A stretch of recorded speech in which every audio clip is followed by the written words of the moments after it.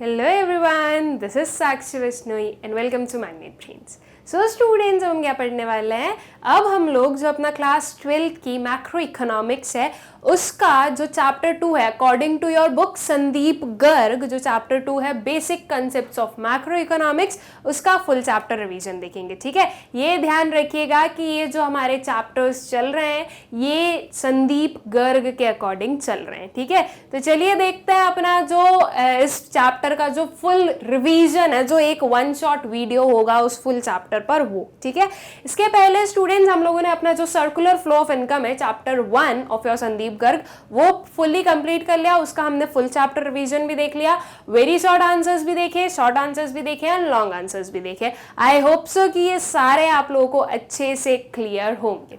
Okay, तो चलिए start करते हैं with our chapter number 2 that is basic concepts of macroeconomics. सबसे पहले एक ओवरव्यू देख लेते हैं, मतलब कि हम सिर्फ जो है अपने टॉपिक्स के नेम देख लेते हैं कि हमें कौन कौन से टॉपिक्स जो हैं वो पढ़ने हैं इस चैप्टर में। ठीक है, तो आया क्या हमारा सबसे पहले डोमेस्टिक टेरिटरी। देखो मैं यहाँ पर कुछ आपको एक्सप्लेन नहीं कर रही हूँ बिकॉज ये सब कुछ हम जो है आगे पढ़ेंगे ही, इसी पर्टिकुलर वीडियो में जो है सब कुछ पढ़ेंगे ही, इसलिए मैं यहाँ पर सिर्फ ये जो नेम्स हैं वो रीड आउट कर देती हूँ कि हमें जो है ये चीजें कंप्लीट करनी है। Okay, so domestic territory, normal residence, citizenship and residentship, factor income and transfer income, net factor income from abroad, types of goods, gross value, net value and depreciation and net indirect taxes। ठीक है, तो ये कुछ हमारे topics हैं जिन्हें हम पढ़ेंगे इस चैप्टर में। ठीक है, आई होप सो कि जो टॉपिक्स के नेम है वो एटलीस्ट आप लोगों के एक बार माइंड में चले गए कि आपको इस चैप्टर में ये सब कुछ पढ़ना है।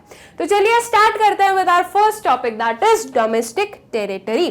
डोमेस्टिक टेरिटरी होता क्या है? देखो एक नॉर्मल अगर मैं जो हूँ एक नॉर्मल जो कॉमन मैन है, एक जो नॉर्मल पर्सन है उसकी लैंग्वेज में बोलूँ तो डोमेस्टिक टेरिटरी क्या है कि हमारी जो ज्योग्राफिकल बाउंड्री है, राइट, जो हमारा आप लोग जो इंडिया का मैप देखते हो वो जो आपको उसमें बाउंड्रीज दिखती है वो बाउंड्री जो है वो आपको क्या शो कर रही है कि वो डोमेस्टिक टेरिटरी है ना। ये एक नॉर्मल पर्सन यही बोलेगा।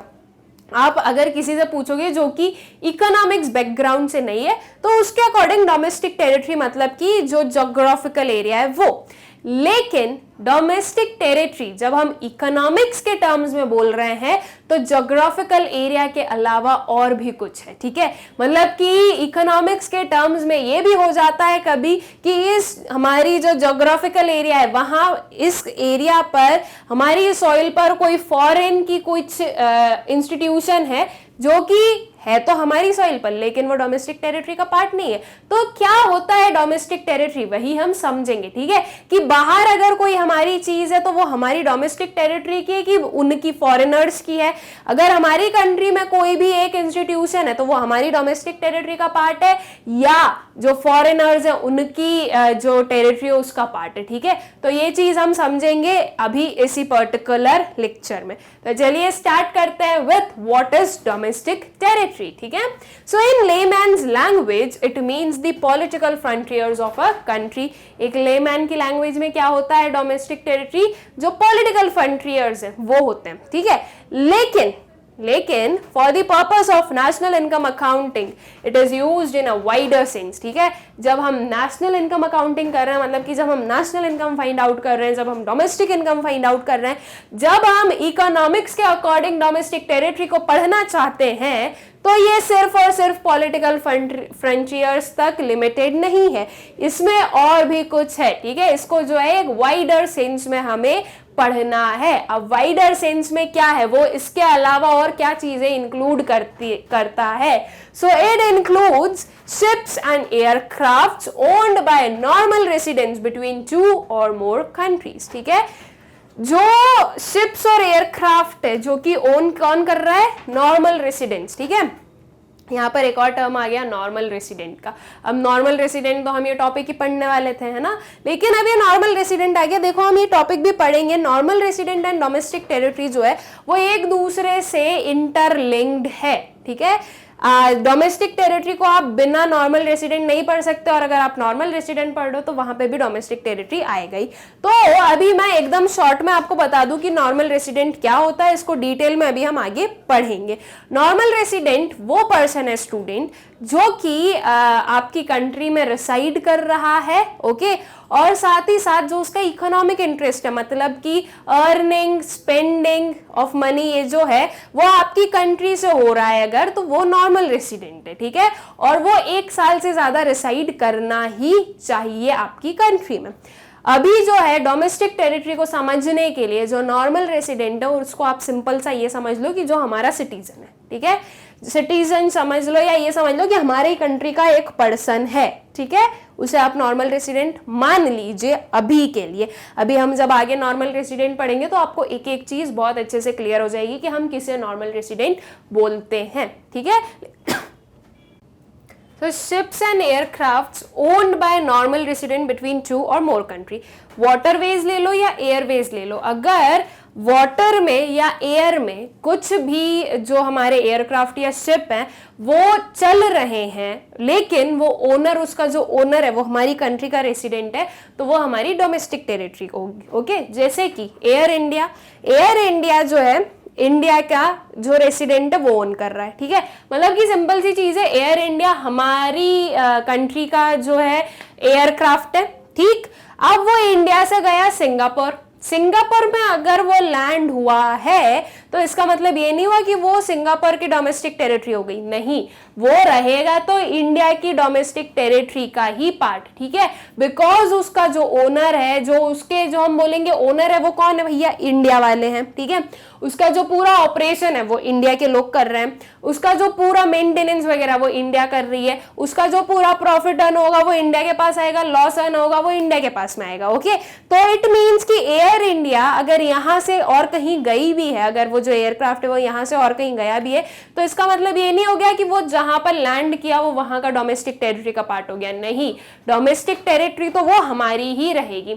Same goes with the ships also, ठीक है, कि कोई अगर इंडियन शिप है जो कि उन वाटरवेज में क्रॉस हो रही है या इंटरनेशनल बाउंड्रीज या इंटरनेशनल वाटर में जो है फ्लोट कर रही है अगर, तो इसका मतलब ये नहीं है कि वो इंटरनेशनल डोमेस्टिक टेरिटरी का पार्ट हो गया, नहीं, वो है तो हमारी ही डोमेस्टिक टेरिटरी का पार्ट, ठीक है, बिकॉज उसकी जो सारी इनकम है, जो सारा प्रॉफिट है, जो सारा लॉस है, जो पूरी ओनरशिप है, जो पूरा उसके ऊपर हम बोलें कि अथॉरिटी किसकी है, इंडिया की है, ठीक है, इसलिए वो हमारी डोमेस्टिक टेरिटरी का पार्ट होगा, ठीक है। So apart from political frontiers या फिर हम बोले ज्योग्राफिकल जो एरिया है, उसके अलावा ये चीज भी जो है हम इंक्लूड करते हैं डोमेस्टिक टेरिटरी में। और क्या क्या करते हैं वो हम देखें। So fishing vessels, oil and natural gas rigs and floating platforms operated by the residents of the country in international waters where they have exclusive right of operation, ठीक है। तो देखो ये सारी चीज है, अब ये इंटरनेशनल वाटर्स में अगर ऑपरेट हो भी रही है, अगर इंटरनेशनल वाटर्स में अगर वो चल भी रही है, लेकिन ये इनके जो ओनर हैं, ओके, वो इंडियंस ही हैं, तो वो इंडिया की डोमेस्टिक टेरिटरी का पार्ट होगा, ठीक है। अगर उसका जो ओनर है वो अगर इंडियन है तो ये सब कुछ कहीं पर भी वर्क कर रहे हो, लेकिन उसका जो हम बोलेंगे नॉर्मल उसकी जो डोमेस्टिक टेरिटरी है वो इंडिया की होगी, ठीक है। Embassies, consulates and military establishments of the country located abroad, ठीक है। अगर इंडियन एम्बेसी जो है वो अगर कहीं पर भी सिचुएटेड है, इंडियन एम्बेसी चाइना में है तो वो चाइना की डोमेस्टिक टेरिटरी का पार्ट नहीं है, वो इंडिया की डोमेस्टिक टेरिटरी का पार्ट है, ठीक है। ये आपको ध्यान रखना है कि इफ अगर आपकी एम्बेसी कहीं पर भी है तो वो इंडिया की डोमेस्टिक टेरिटरी हुई। सेम गोज कि अगर बाहर की, मान लो अमेरिका या मैं बोलूं यूएस की जो एम्बेसी है वो अगर इंडिया में है तो वो इंडिया की डोमेस्टिक टेरिटरी नहीं होगी, वो डोमेस्टिक टेरिटरी किसकी होगी भाई, वो होगी यूएस की। वो भले ही इंडिया की सॉइल पे हो लेकिन वो यूएस की ही डोमेस्टिक टेरिटरी का पार्ट मानी जाएगी, ठीक है। कंसुलेंस, मिलिट्री एस्टैब्लिशमेंट्स, ये सब कुछ जो है ये आपके कहीं पर भी सिचुएटेड हो वर्ल्ड के किसी भी कॉर्नर में, लेकिन वो आपकी ही डोमेस्टिक टेरिटरी का पार्ट होंगे, बिकॉज वहां का जो उनका जो ऑपरेशन है वो आप कर रहे हो, उसे ऑपरेट जो है वो हम कर रहे हैं, मतलब कि जो इंडियंस हैं वो कर रहे हैं, या गवर्नमेंट कर रही है या नॉर्मल पीपल कर रहा है, कोई भी कर रहा है, लेकिन इंडियंस ही कर रहे हैं, तो वो हमारी कंट्री का पार्ट होगी, ठीक है। अगर हमारी एम्बेसी कहीं पर भी है दूसरी कंट्री में तो उस पर जो पूरा कंट्रोल है वो हमारा होगा, ठीक है। जो उस कंट्री के जो भी लोग होंगे या गवर्नमेंट होगी वो हमारी एम्बेसी के बारे में कुछ भी नहीं, मतलब उसके ऊपर कोई भी ऑपरेशन उनका नहीं चलेगा, ये जो है वो हमारा ही चलेगा, ठीक है। तो ये सब किसके पार्ट होते हैं, डोमेस्टिक टेरिटरी के पार्ट होते हैं ना। एक चीज याद रखना, अगर कोई इंडियन कंपनी है जो कि कहीं पर अब्रॉड में जो है सिचुएटेड है अगर, तो वो जो है वो हमारी डोमेस्टिक टेरिटरी का पार्ट नहीं है, ठीक है। आपको अगर डोमेस्टिक टेरिटरी का पार्ट देखना है तो ये 3 पॉइंट्स याद रखने हैं कि अपार्ट फ्रॉम ज्योग्राफिकल फ्रंटियर्स, ये जो तीनों पॉइंट्स है ये भी याद रखने। अब ये मत बोलना है कि मैडम अगर कोई कंपनी है जो इंडियन कंपनी है जो कि मान लीजिए यूएस में सिचुएटेड है, तो क्या वो हमारी कंट्री का पार्ट है या डोमेस्टिक, हमारी कंट्री की डोमेस्टिक टेरिटरी का पार्ट है, तो वो नहीं है, ओके। बिकॉज उस कंपनी का जो पूरा वर्किंग है, ठीक है, वो उस कंट्री के अकॉर्डिंग होगा, उस कंट्री के जो रूल्स एंड रेगुलेशंस है उसके अकॉर्डिंग होगा, इसलिए वो हमारी डोमेस्टिक टेरिटरी का पार्ट नहीं मानी जाएगी। जब डोमेस्टिक टेरिटरी की बात कर रहे हैं तो आपको ये तीनों पॉइंट्स को बहुत ही अच्छे से याद रखना है कि इन तीनों के अलावा जो सारी चीजें होगी वो आपकी डोमेस्टिक टेरिटरी में नहीं आने वाली है, ओके। आई होप कि जो डोमेस्टिक टेरिटरी का कंसेप्ट है यह आप लोगों को क्लियर हो गया होगा। Domestic territory does not include, अब जो इंक्लूड करते वो तो देखा, जो इंक्लूड नहीं करते वो भी समझिए। So embassies, consulates and military establishments of a foreign country, बिल्कुल सही बात है भाई। जो इंडिया की एम्बेसी थी वो अगर चाइना में है तो वो किसकी डोमेस्टिक टेरिटरी है, इंडिया की ही है। तो सेम गोज विद दी इसका जो अपोजिट रिलेशनशिप है, अगर चाइना की एम्बेसी इंडिया में है तो वो किसका पार्ट होगी, कौन सी डोमेस्टिक टेरिटरी का पार्ट होगी, तो वो होगी चाइना की डोमेस्टिक टेरिटरी का पार्ट। जब हमारी एम्बेसी कहीं पर भी होगी वर्ल्ड में, वो हमारी डोमेस्टिक टेरिटरी है, तो दूसरे कंट्री की भी जो एम्बेसी है, कंसुलेट्स है, मिलिट्री एस्टैब्लिशमेंट है, वो कहीं पर भी हो वो उनकी कंट्री का पार्ट होंगे, ठीक है। एम्बेसीज होती क्या है, एम्बेसीज सिंपल सा कुछ एक हम बोलेंगे एक ऑर्गेनाइजेशन, इंस्टीट्यूशन है, should say not an organisation, institution है जो कि अपनी कंट्री के लोग जो हैं दूसरी कंट्री में रेसाइड करते हैं। एम्बेसीज, कंसुलेट्स थोड़े इंटर रिलेटेड वर्ड्स हैं, वहां पर जो है अपने ही लोगों का, हमारे सिटीजन्स का जो इंटरेस्ट है, हमारे सिटीजन्स के साथ में प्रॉपर जो सारी चीजें हो रही है नहीं हो रही है, कोई उनके साथ में कोई भी काइंड ऑफ, हम ये बोलेंगे कि कोई भी काइंड ऑफ उनके साथ में पार्शियलिटी तो नहीं की जा रही है, ये सब कुछ ध्यान रखने के लिए ये फॉर्म किए जाते हैं। एंड एम्बेसीज बहुत सारे जो प्रोजेक्ट्स वगैरह जो अंडरटेक करने होते हैं तो वो भी जो है एम्बेसीज का ही वर्क होता है, ठीक है। तो ये बेसिकली गवर्नमेंट फॉर्म करती है जिसमें कि बहुत सारे लोग वर्क भी करते हैं डिफरेंट कंट्रीज में, और बेसिकली जो उस कंट्री में रेसाइड करने वाले हमारे सिटीजन्स हैं उनके इंटरेस्ट के लिए वर्क कर रहे हैं हम, ओके। और साथ ही साथ में जो कंट्रीज हैं, जो डिफरेंट कंट्रीज हैं, उनके साथ में रिलेशनशिप, एक प्रॉपर हेल्दी रिलेशनशिप बनाने के लिए भी ये एम्बेसीज वर्क करती है, okay. So international organizations like UNU, WHO, etc. located within the geographical boundaries of a country, ठीक है। जो इंटरनेशनल ऑर्गेनाइजेशंस हैं, जो बड़े बड़े ऑर्गेनाइजेशंस हैं जैसे कि UNO, WHO है, ये सब कुछ अगर हमारी कंट्री में है भी, ठीक है, मतलब कि हमारे ज्योग्राफिकल एरिया के अंडर अगर है भी, तो भी वो हमारी डोमेस्टिक टेरिटरी का पार्ट नहीं होते हैं। वो जो ऑर्गेनाइजेशन जहाँ के हैं, जहाँ से वो बने हैं, वहीं के डोमेस्टिक टेरिटरी के पार्ट रहेंगे वो, ठीक है। सो आई होप कि ये जो डोमेस्टिक टेरिटरी का कंसेप्ट है ये आप लोगों को क्लियर हो गया होगा, ठीक है। फिर आता है जो हमारा नेक्स्ट वाला है, दैट इज नॉर्मल रेसिडेंस। अब नॉर्मल रेसिडेंस हम किन्हें बोलते हैं? सो एन इंडिविजुअल और एन इंस्टीट्यूशन, ठीक है, ये एक इंडिविजुअल और इंस्टीट्यूशन है जिसमें ये दोनों जो है हमें कैरेक्टरिस्टिक्स देखने को मिलनी चाहिए। Who ordinary resides in the country, जो कि हमारी कंट्री में रिसाइड कर रहा है, ठीक है। पहला जो है ये चीज कंप्लीट होनी चाहिए। और दूसरी चीज, whose economic interest also lies in that country। ये दोनों जो है ये साथ में चलाना, ठीक है, कि जो हमारी कंट्री में रिसाइड कर रहा है और जिसका इकोनॉमिक इंटरेस्ट भी हमारी कंट्री में ही लाई कर रहा है। इकोनॉमिक इंटरेस्ट क्या होता है पहले ये समझ लें हम, राइट। सो इकोनॉमिक इंटरेस्ट की जब हम बात कर रहे हैं, so centre of economic interest implies to thing, ये दो चीजें होती है। द रेसिडेंट लिव्स और is located within the domestic territory, ठीक है। इकोनॉमिक जो हम बोल रहे हैं इंटरेस्ट, तो उसमें दो चीजें हैं। पहली क्या है कि जो पर्सन है, ठीक है, वो यहीं पर ही डोमेस्टिक टेरिटरी में जो है रह रहा है, ठीक है। वो अगर डोमेस्टिक टेरिटरी में रह रहा है तो पहली चीज जो पहली हमारी कंडीशन है वो फुलफिल हुई। लेकिन सिर्फ एक कंडीशन पर नहीं जाना है, दोनों कंडीशंस को फुलफिल होना जरूरी है, ठीक है। तो फर्स्ट कंडीशन क्या है, डोमेस्टिक टेरिटरी में रिसाइड करना। सेकेंड कंडीशन क्या है, the residents carries out basic economic activities of earnings, spending and accumulation from that location, ठीक है। जो रेसिडेंट है वो क्या कर रहा है, रेसिडेंट जो बेसिक इकोनॉमिक एक्टिविटीज है, बेसिक इकोनॉमिक एक्टिविटीज कौन सी हो गई, अर्निंग, स्पेंडिंग, एक्यूमुलेशन, ये सब कुछ डोमेस्टिक टेरिटरी के अंदर ही कर रहा है। मतलब कि एक पर्सन जो है वो आपकी इंडिया की डोमेस्टिक टेरिटरी में भी लिव कर रहा है और साथ ही साथ में उसका जो इकोनॉमिक इंटरेस्ट है, राइट, मतलब कि जो उसकी इकोनॉमिक एक्टिविटीज है जैसे कि अर्न करना, स्पेंड करना, ये सब भी आपकी डोमेस्टिक टेरिटरी में ही हो रहा है, तो वो पर्सन कहलाएगा नॉर्मल रेसिडेंट। एक एग्जाम्पल लो, फॉरेन टूरिस्ट, ठीक है। फॉरेन टूरिस्ट क्या नॉर्मल रेसिडेंट होते हैं? नो।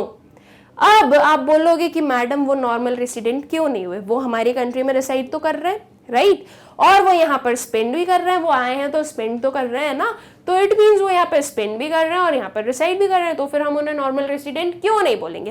तो देखो, प्रॉपर जो आपकी पूरी इकोनॉमिक एक्टिविटीज है, क्या वो सारा काम यही कर रहे हैं? क्या वो यही अर्न करते हैं? नहीं। क्या वो स्पेंड यही करते हैं हमेशा? नहीं। ये जो वो स्पेंड कर रहे हैं वो तो ट्रैवलिंग एक्सपेंसेस है, वो तो घूमने आया तो स्पेंड करेंगे, लेकिन वो सिर्फ कुछ दिनों का होगा ना, ऐसा थोड़ी नहीं कि वो बिल्कुल स्पेंड यही कर रहे हैं, यहीं पर रह रहे हैं, ऐसा नहीं है ना, और कुछ दिनों में वो वापस चले जाएंगे, राइट। तो ये कुछ दिनों वाला जो सिस्टम होता है ना, हम उसे रेसिडेंट नहीं बोलते हैं। लेकिन एक चीज जरूर याद रखना कि अगर एक पर्सन 1 साल से ज्यादा आपकी कंट्री में रिसाइड कर रहा है तो वो आपकी कंट्री का नॉर्मल रेसिडेंट बन जाएगा, ठीक है। तो ये जो 1 साल का टाइम पीरियड है ये भी आपको याद रखना जरूरी है। और ये जो दोनों टर्म्स है इसे याद, मतलब ये जो दोनों हमारी स्टेटमेंट्स है इन्हें याद रखना भी जरूरी है कि जो इकोनॉमिक इंटरेस्ट है वो क्या इंप्लाई कर रहा है। पहला हो गया डोमेस्टिक टेरिटरी, दूसरा हो गया बेसिक इकोनॉमिक एक्टिविटीज का, ठीक है। Following are not included under the category of normal residents. ये जो फॉलोइंग है ये नॉर्मल रेसिडेंट्स में इंक्लूड नहीं किए जाते हैं। क्या है ये? Foreign tourist and visitors. जैसे कि अभी मैंने आपको एग्जांपल दिया कि वो तो कुछ दिनों के लिए आएंगे फिर चले जाएंगे, राइट। उनका जो बेसिक इकोनॉमिक एक्टिविटीज है, जो एक प्रॉपर अर्निंग है और जो प्रॉपर स्पेंडिंग है वो इंडिया में नहीं होने वाली है, राइट। तो वो फॉरेन टूरिस्ट एंड विजिटर्स को हम इंक्लूड नहीं करते। Foreign staff of embassies, officials, diplomats and members of armed forces of the foreign country located in the given country। देखो, हमने देखा कि जो डोमेस्टिक टेरिटरी वाला जो अभी कंसेप्ट देखा, तो जो एम्बेसीज वगैरह होती है वो जिस कंट्री की एम्बेसी है उसकी डोमेस्टिक टेरिटरी का पार्ट होती है, राइट। तो अब उसमें काम करने वाले जो फॉरेनर्स होंगे, देखो सिंपल सी चीज है, इंडियन एम्बेसी की हम बात कर रहे हैं, इंडियन एम्बेसी जो कि चाइना में सिचुएटेड है, क्या वहां पर चाइनीज लोग वर्क करेंगे? नहीं। इंडियन एम्बेसी है, जो इंडियंस हैं वो वर्क करेंगे, ठीक है। जो इंडिया का सिटीजन है वो वर्क करेगा वहां पे, ओके। तो वो जो इंडियंस हैं वो और कहीं पर अगर वर्क कर रहे हैं, कोई सी दूसरी कंट्री में वर्क कर रहे हैं, तो भी वो किसका पार्ट है? हमारे नॉर्मल रेसिडेंट का पार्ट है। क्यों? बिकॉज एम्बेसी जो होती है वो तो हमारी डोमेस्टिक टेरिटरी में आती है ना, तो वो लोग भी हमारी डोमेस्टिक टेरिटरी में रिसाइड कर रहे हैं और जो उनकी अर्निंग है वो भी डोमेस्टिक टेरिटरी से ही हो रही है, ठीक है। स्पेंड हो सकता है वो बाहर कर रहे हो, लेकिन स्पेंड यहाँ पर हमारी कंट्री में भी आके कर सकते हैं वो, ठीक है। तो ये जो है ये आपको क्या शो कर रहा है कि वो नॉर्मल रेसिडेंस आपकी कंट्री के। सेम गोज कि जब कोई फॉरेन एम्बेसी हमारी कंट्री में सिचुएटेड है तो उसमें जो फॉरेनर्स वर्क कर रहे हैं वो हमारे नॉर्मल रेसिडेंट नहीं कहलाएंगे, बिकॉज वो जो एम्बेसी है वो हमारी डोमेस्टिक टेरिटरी का पार्ट ही नहीं है, वो तो फॉरेन डोमेस्टिक टेरिटरी का पार्ट है, राइट। तो इसलिए उस पर वर्क करने वाले लोग भी हमारे नॉर्मल रेसिडेंट नहीं होंगे, बिकॉज नॉर्मल रेसिडेंट में हमने दो चीजें देखी है, एक है हमारा डोमेस्टिक टेरिटरी में रिसाइड करना और दूसरा क्या है कि बेसिक जो इकोनॉमिक एक्टिविटीज है वो यहीं से कैरी आउट करना, ठीक है। तो अगर एक भी प्रॉपरली अगर फुलफिल नहीं हो रहा है तो वो नॉर्मल रेसिडेंट नहीं कहलाएगा, ठीक है। तो ये जो कुछ फॉरेन स्टाफ हैं, जो डिप्लोमेट्स वगैरह है या मेंबर्स ऑफ आर्म्ड फोर्सेस हैं ऑफ अ फॉरेन कंट्री, तो उसे हम अपनी जो नॉर्मल रेसिडेंट है वो नहीं बोलते उन्हें, okay. International organizations like UNO, WHO, etc. are not considered as normal residents of the country in which they operate, ठीक है। जो इंटरनेशनल ऑर्गेनाइजेशंस है उन्हें भी हम नॉर्मल रेसिडेंट नहीं बोलते जहां पर वो ऑपरेट कर रहे हैं, वो नॉर्मल रेसिडेंट जो उनकी डोमेस्टिक टेरिटरी उसके अकॉर्डिंग ही होंगे, ठीक है। एम्प्लॉइज ऑफ इंटरनेशनल ऑर्गेनाइजेशन, कोई भी ये इंटरनेशनल ऑर्गेनाइजेशन है, ठीक है, ये इंटरनेशनल ऑर्गेनाइजेशंस जो है वो हमारी डोमेस्टिक टेरिटरी का पार्ट नहीं है। तो जब डोमेस्टिक टेरिटरी का पार्ट नहीं है तो वहां पर जो एम्प्लॉइज हैं वो भी हमारा पार्ट नहीं हुए, ठीक है। तो इसलिए जो एम्प्लॉइज ऑफ इंटरनेशनल ऑर्गेनाइजेशंस हैं वो भी हमारी जो है नॉर्मल रेसिडेंट्स नहीं कहलाएंगे, ओके। दोनों जो हमारी कंडीशंस है वो दोनों को आपको ध्यान रखना है। दोनों कंडीशंस में से अगर एक कंडीशन भी फुलफिल नहीं हो रही है तो वो हमारी कंट्री का नॉर्मल रेसिडेंट नहीं होगा, ठीक। Crew members of foreign vessels, commercial travellers and seasonal workers, ठीक है। ये कुछ जो फॉरेन वेसल्स पर और कमर्शियल ट्रेवलर्स, कुछ सीजनल वर्कर्स जो आते हैं, ये सब भी हमारे नॉर्मल रेसिडेंट नहीं है, प्रोवाइडेड कि वो 1 साल से ज्यादा हमारी कंट्री में नहीं रुक रहे। अगर वो 1 साल से ज्यादा हमारी कंट्री में रुके तो वो हमारे नॉर्मल रेसिडेंट बन जाएंगे, ठीक है। लेकिन अगर वो 1 साल से ज्यादा नहीं रुक रहे हैं तो वो हमारे नॉर्मल रेसिडेंट नहीं हुए। बॉर्डर वर्कर्स जो मतलब कि एकदम हम बोले आर्मी वाले, या फिर बॉर्डर वर्कर्स जो कभी कभी फॉर दी वर्क काम करने के लिए जो बॉर्डर है वो क्रॉस कर लेते हैं, ठीक है। तो वो क्रॉस करते हैं वापस कंट्री में आ जाते हैं, वो 1 साल से ज्यादा इधर उधर नहीं रह रहे हैं और इसीलिए जो है वो हमारी कंट्री के ही नॉर्मल रेसिडेंट होंगे, ओके। मतलब कि जो इंडिया का नॉर्मल रेसिडेंट है वो हमारा होगा, और जो बाहर वाला कोई अगर हमारी कंट्री में आया है, बॉर्डर वर्कर्स की अगर हम बात करें, हमारी कंट्री में आकर अगर वो कुछ काम कर रहा है तो वो हमारा रेसिडेंट नहीं होगा, ठीक है। सो आई होप कि ये जो नॉर्मल रेसिडेंट्स हैं ये आप लोगों को क्लियर हो गया होगा अच्छे से कि नॉर्मल रेसिडेंट्स में आपको किसे किसे इंक्लूड करना है, ओके। डोमेस्टिक टेरिटरी हो गया, नॉर्मल रेसिडेंट्स हो गया, ओके। फिर आता है नेक्स्ट सिटीजनशिप एंड रेसिडेंटशिप। ये दोनों जो है ये थोड़े हम बोलेंगे कि इंटरचेंजेबली यूज कर लेते हैं बहुत सारे लोग, लेकिन सिटीजनशिप और रेसिडेंटशिप में डिफरेंस होता है। क्या डिफरेंस होता है और दोनों का क्या मतलब होता है वो हम समझते हैं। सिटीजनशिप, अब सिटीजनशिप किसे मिलती है और सिटीजनशिप का मतलब क्या होता है। A legal concept Indian citizenship can arise in 2 ways, ठीक है। जो सिटीजनशिप है वो एक लीगल कंसेप्ट होता है, ओके। मतलब कि बाय लॉ एक पर्सन को सिटीजनशिप मिलती है, ठीक है। अब जो इंडियन सिटीजनशिप है वो किस वे में एक पर्सन को मिल सकती है ये हम देखते हैं। When a person is born in India, he acquires automatic citizenship of India, ठीक है।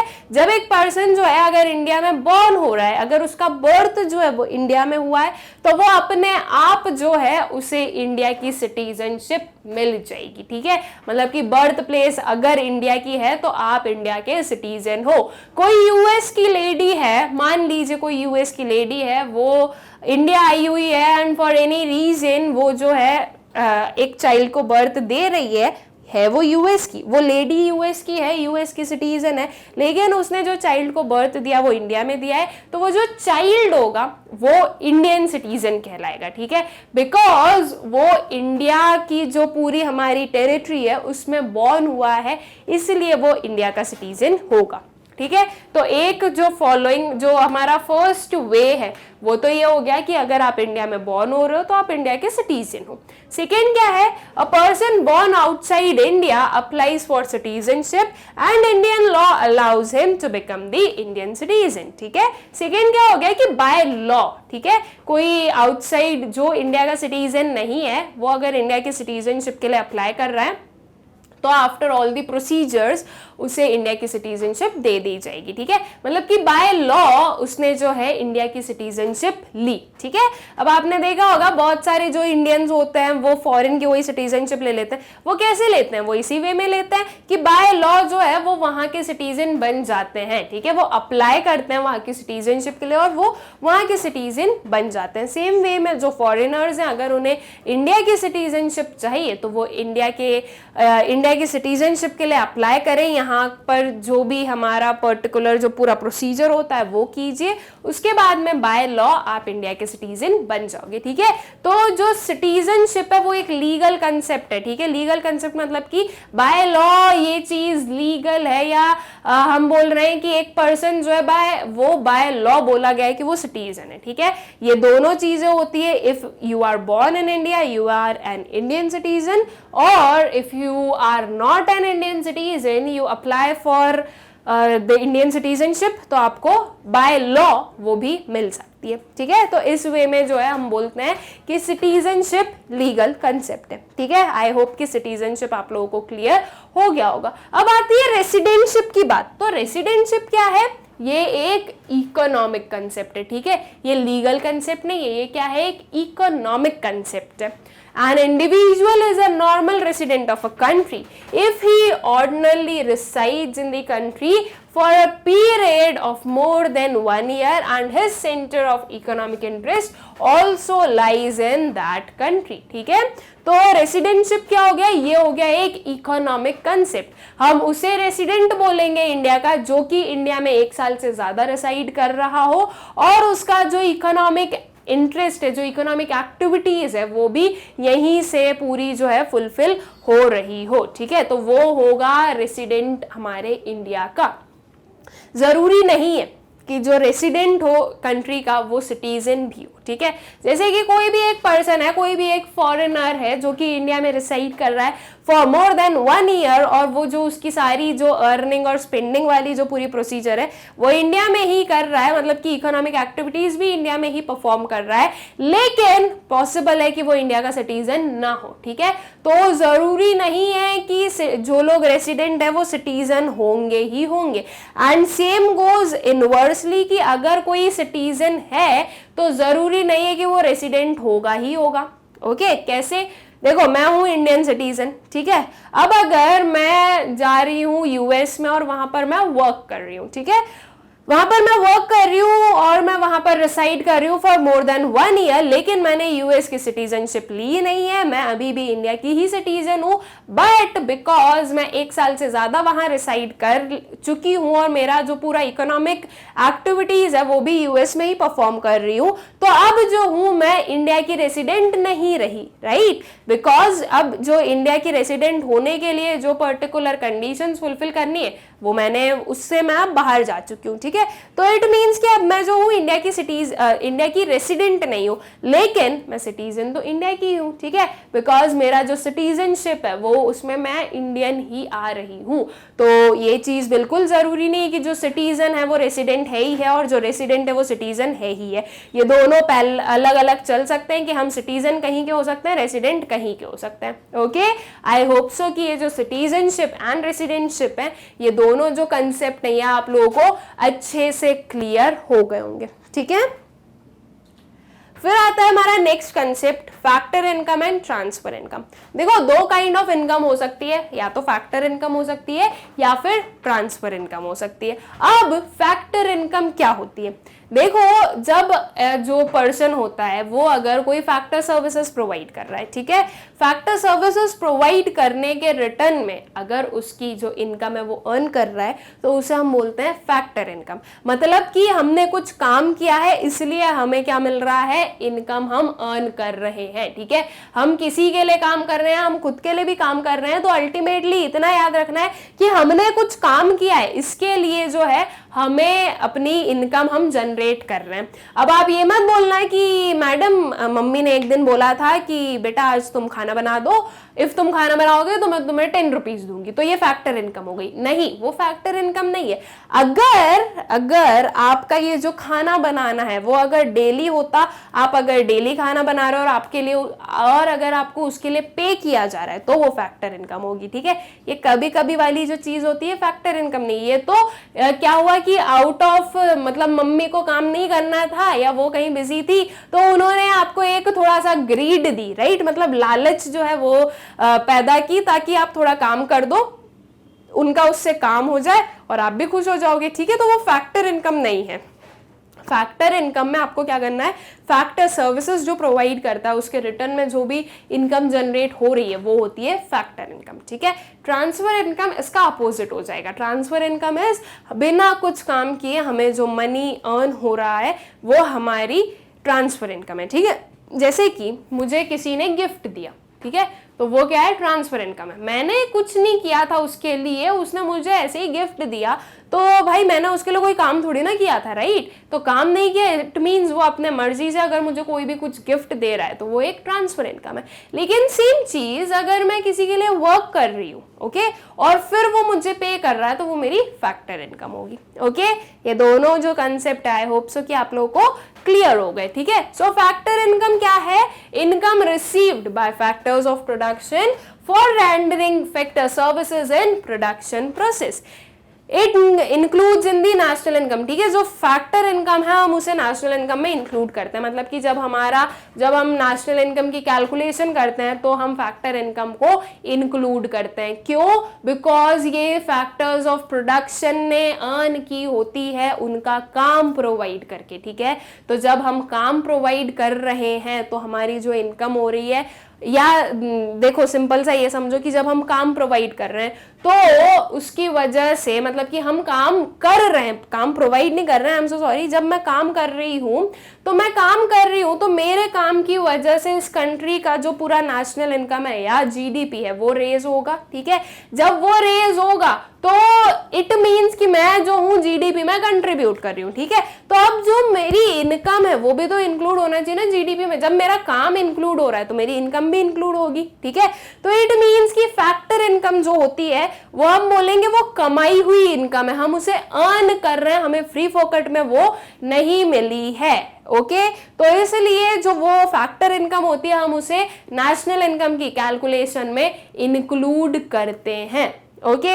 आई होप सो कि फैक्टर इनकम का मतलब आप लोग समझ गए होंगे। Factor income, land, labour, capital, entrepreneur, ये क्या है, फैक्टर्स ऑफ प्रोडक्शन है। इनकी जो इनकम है, rent, wages, interest and profit, ये सब क्या है, फैक्टर इनकम है। और इन सबको हम इंक्लूड कर रहे हैं किसमें, नेशनल इनकम में, ओके। फिर आता है ट्रांसफर इनकम। ट्रांसफर इनकम क्या है, वो इनकम जो कि बिना कुछ काम किए हमें मिल गई, वो क्या होती है, ट्रांसफर इनकम, ओके। जैसे कि घर में कोई रिलेटिव्स आए, वो क्या करते हैं, जो यूजुअली रिलेटिव्स आते हैं, तो ये हमारा एक इंडियन कल्चर ही चलता है कि रिलेटिव्स आए हैं या हम किसी के घर गए तो वो हमें इन रिटर्न कुछ मनी देते हैं, राइट। वो क्या है, वो हमारी ट्रांसफर इनकम है। हम ऊपर से तो मना करते हैं, नहीं नहीं नहीं नहीं हम नहीं लेंगे, ये नहीं, आप मत दीजिए, ऐसा वैसा, लेकिन मन बड़े खुश होते हैं कि हाँ दे दो और थोड़े एक दो दे दो तो हमारी अच्छे से पार्टी हो जाएगी, या हम जो है अच्छे से इसे थोड़ा सा उड़ा पाएंगे, राइट। तो ये हमारा अंदर से मन करता है, ऊपर से भले ही ना करे। तो ये जो हम सोच रहे हैं कि हाँ ये हमारी थोड़ी इनकम हो जाएगी, क्या उस इनकम को आपने अर्न किया है? नहीं, उस इनकम को आपने अर्न नहीं किया है, वो सामने वाले ने अपनी इच्छा से दिया है आपको, ठीक है। मतलब कि आपने उनके लिए कोई काम नहीं किया उस इनकम को अर्न करने के लिए। तो वो होती है ट्रांसफर इनकम, जो कि बिना कोई सर्विसेज या बिना कोई वर्क किए जो है आपको मिल जाती है, okay. So income received without rendering any productive service in return, ठीक है। तो ट्रांसफर इनकम क्या है, ये वो इनकम है जो कि आपको मिलती है बिना कोई प्रोडक्टिव सर्विस दिए, ठीक है, या बिना कोई प्रोडक्टिव सर्विस परफॉर्म किए, ठीक है। Not included in the national income, जो ट्रांसफर इनकम होती है उसे हम नेशनल इनकम में इंक्लूड नहीं करते हैं, ओके। क्यों? बिकॉज वो जो इनकम है वो किसी प्रोडक्टिव सर्विस का रिटर्न नहीं है। जब हम नेशनल इनकम या फिर हम अगर डोमेस्टिक इनकम की भी बात करें तो इनमें हम वही इंक्लूड करते हैं, वही पर्टिकुलर आइटम्स या वही पर्टिकुलर इनकम को इंक्लूड करते हैं जिनके कारण जो है कोई प्रोडक्टिव सर्विस, प्रोडक्टिव गुड्स या सर्विस का प्रोडक्शन हुआ हो, ओके। अपार्ट फ्रॉम दिस, जो प्रोडक्टिव गुड्स एंड सर्विसेज के अलावा जो भी चीजें हैं उन्हें हम अपनी जो कैलकुलेशन है उसमें नहीं लेते। एंड ट्रांसफर इनकम जो है वो कोई भी kind of productive services provide नहीं कर रहा था, फिर भी उसे इनकम हो गई, ठीक है। तो उस इनकम को हम जो है इंक्लूड नहीं करेंगे in the calculation of national income, ठीक। आई होप सो कि आप लोगों को factor income and transfer income का जो कंसेप्ट है वो समझ में आ गया होगा। और इसमें ये भी जरूर याद रखना है आपको कि फैक्टर इनकम को आप इंक्लूड करते हो in your calculation of national income और डोमेस्टिक इनकम, और ट्रांसफर इनकम को आप इंक्लूड नहीं करते हो। ये हमेशा याद रखना है, चाहे आप न्यूमेरिकल्स कर रहे हो, चाहे आप कोई भी जो ऐसी हमसे क्वेश्चंस पूछ लिए जाते हैं कि टेलर्स की ये इंक्लूड होगा या नहीं होगा, तो इन सब के लिए आपको ये चीजें याद रखना जरूरी है, ओके। सो आई होप कि फैक्टर इनकम और ट्रांसफर इनकम आप लोगों को क्लियर हो गया होगा। फिर आता है net factor income from abroad, NFIA। बहुत ही कॉमनली यूज्ड टर्म है ये हमारे नेशनल इनकम अकाउंटिंग का, ठीक है। तो हमें पता होना चाहिए कि ये क्या होता है। देखो अभी हम लोग फैक्टर इनकम तो पढ़ के आ गए। फैक्टर इनकम क्या है? वो इनकम जो कि हम अर्न करते हैं for providing some productive services, ठीक है। तो जब हमने कोई प्रोडक्टिव गुड्स या सर्विस के प्रोडक्शन में कोई काम किया है तो उसके रिटर्न में जो इनकम आई वो है फैक्टर इनकम, ठीक है। अब इस टर्म को हम थोड़ा ब्रेक कर लें। ये जो फैक्टर इनकम है इसको तो हम ऑलरेडी पढ़ के आ चुके हैं कि ये क्या होता है, ठीक है। नेट का मतलब क्या हो गया? नेट का मतलब हो गया कि इसमें हम बोल रहे हैं net factor income from abroad. तो मतलब कि हमें सिर्फ जो है अब्रॉड से जितनी फैक्टर इनकम आ रही है वही लेना है, हमने जितनी दी है वो हम इंक्लूड नहीं करेंगे, ठीक है। मतलब कि कितनी हमारे कंट्री में आई अब्रॉड से फैक्टर इनकम और हमारी कंट्री से कितनी इनकम गई, इन दोनों के बीच का जो डिफरेंस है वो होगा आपका net factor income from abroad, ठीक है। देखो जैसे कि हमारे मतलब कि जो इंडियंस है वो इंडियन कंपनीज में वर्क कर रहे हैं, इंडिया में वर्क कर रहे हैं, लेकिन साथ ही साथ आपको भी पता है कि बहुत सारे लोग हैं जो कि फॉरेन कंट्रीज में जाकर रिसाइड भी कर रहे हैं, वहां पर वर्क भी कर रहे हैं, वहां की कंपनीज में भी वर्क कर रहे हैं। और ये भी हो सकता है कि वो गए हैं और फिर भी वो रेसिडेंट तो अभी हमारी कंट्री के ही कहला रहे हैं, तो उनकी इनकम मतलब कि हमारी कंट्री की इनकम, ठीक है। तो इसमें जो है net factor income from abroad में आपको फैक्टर इनकम जो आ रही है ना अब्रॉड से वही लेना है, ट्रांसफर इनकम इंक्लूड मत करना, ठीक है। मतलब कि ऐसा होता है ना कि हमारे कोई रिलेटिव्स, फ्रेंड्स या कोई भी जो है फॉरेन में रिसाइड कर रहा है, वो जब यहाँ पर विजिट किए, इंडिया में विजिट किए, तो हमारे लिए गिफ्ट्स लेकर आए, तो क्या वो आपके NFIA में इंक्लूड होगा? नहीं होगा, बिकॉज वो ट्रांसफर इनकम है, ठीक है। अगर वहीं हम फैक्टर इनकम की बात करें तो फैक्टर इनकम को ही आपको इंक्लूड करना है, ठीक है। So net factor income from abroad, that is NFIA, ठीक है। It refers to the difference between factor income received from the rest of the world and factor income paid to the rest of the world, ठीक है। Rest of the world मतलब कि क्या? Abroad, ठीक है। तो जो net factor income from abroad है ये क्या है या इसका मतलब क्या है? ये है जो फैक्टर इनकम रिसीव हुई है रेस्ट ऑफ द वर्ल्ड से और जो फैक्टर इनकम हमने पे की है रेस्ट ऑफ द वर्ल्ड को, इन दोनों के बीच का जो डिफरेंस है वो, ठीक है। NFIA is equals to factor income earned from abroad minus factor income paid abroad, ठीक है। बहुत ही इजी सा है, आई होप कि ये क्लियर हो गया होगा आपको, इसका जो फॉर्मूला है वो। Now factor income from abroad is the income earned by the normal residents of the country from the rest of the world in the form of wages and salaries, rent, interest, dividend and retained earnings, ठीक है। जो factor income from abroad है वो क्या है students? वो वो income है जो कि नॉर्मल रेसिडेंट्स अर्न कर रहे हैं, ठीक है, नॉर्मल रेसिडेंट्स याद रखना, बिकॉज अगर हमारी कंट्री का वो रेसिडेंट नहीं है तो सीधा सीधा मतलब हुआ कि वो हमारी कंट्री में उसका क्या नहीं हो रहा है, इकोनॉमिक एक्टिविटीज परफॉर्म नहीं कर रहा है। तो अब जब कोई हमारी कंट्री में इकोनॉमिक एक्टिविटीज परफॉर्म नहीं कर रहा है तो हमें उससे क्या लेना देना, या हमारी नेशनल इनकम या डोमेस्टिक इनकम में उससे क्या मतलब है, राइट। तो इसलिए जो है नॉर्मल रेसिडेंट आपको याद रखना है। तो जो फैक्टर इनकम फ्रॉम अब्रॉड है वो कौन सी इनकम है, ये वो इनकम है जो कि नॉर्मल रेसिडेंट्स अर्न करते हैं। फॉर कैसे अर्न करते हैं, तो जब ये प्रोडक्टिव सर्विसेज प्रोवाइड करते हैं तो उसके रिटर्न में उन्हें क्या होगा, इनकम अर्न करेंगे वो, ठीक है। तो प्रोडक्टिव सर्विसेज के रिटर्न में उन्हें इनकम किस फॉर्म में मिल रही है, wages, salaries, rent, interest, dividend, retained earnings, ये इन सारी फॉर्म्स में जो है एक नॉर्मल रेसिडेंट जो है वो इनकम अर्न कर रहा है, ठीक है, from rest of the world. ये याद रखना कि ये जो इनकम अर्न करने का जो सोर्स है वो रेस्ट ऑफ दी वर्ल्ड है। इंडिया को छोड़ के आप बाहर कहीं से भी इनकम अर्न कर रहे हो, ठीक है, इंडिया नहीं होना चाहिए, बिकॉज हम यहाँ पर net factor income from abroad की बात कर रहे हैं, ठीक है। तो इसलिए इंडिया से नहीं, जो बाहर से आप अर्न कर रहे हो फैक्टर इनकम, वो आएगी आपकी फैक्टर इनकम फ्रॉम अब्रॉड में, ठीक है। और फिर आता है फैक्टर इनकम टू अब्रॉड। तो फैक्टर इनकम टू अब्रॉड क्या हो गया, फ्रॉम का उल्टा टू कर दो, ठीक है।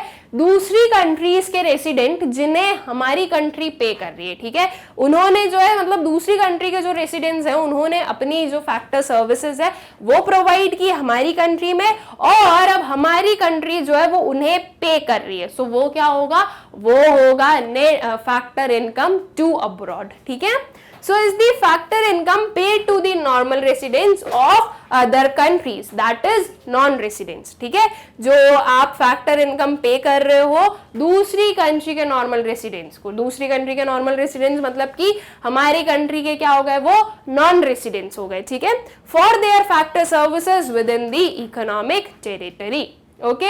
और इन दोनों को जब हम माइनस करते हैं, मतलब कि factor income from abroad minus factor income to abroad करते हैं, तो हमें क्या मिलता है, net factor income from abroad मिलता है, ठीक है, दैट इज NFIA। हम इसे शॉर्ट में क्या बोलते हैं, NFIA, ठीक है। अब अगर मैं यहाँ पे ये बोलूं कि मुझे फाइंड आउट करना है net factor income to abroad, तो मैं कैसे करूंगी, तो उसके लिए आपको क्या करना है, factor income to abroad minus factor income from abroad, ठीक है। यहां पर जो टर्म होगा ना वो वाला आपको पहले लेना है और उसमें से माइनस करना है दूसरी वाली चीज, ठीक। आई होप कि ये क्लियर होगा आपको कि NFIA होता क्या है, ठीक है। NFIA can be positive, negative और जीरो। जो NFIA है वो पॉजिटिव भी हो सकता है, नेगेटिव भी हो सकता है और जीरो भी हो सकता है, बिल्कुल पॉसिबल है। देखो सिंपल सी चीज है, मान लो कि जो फैक्टर इनकम फ्रॉम अब्रॉड है वो है 100 करोड़ या 100 रुपीज ही मान लो, करोड़ को छोड़ो, ठीक है, और टू अब्रॉड कितना है, 100 है। तो इस केस में 100 माइनस 100 कितना हो गया, जीरो हो गया। जब आपकी factor income from abroad is equal to factor income to abroad हो जाएगा, तो वो आपकी जो NFIA होगा वो क्या हो जाएगा, जीरो हो जाएगा।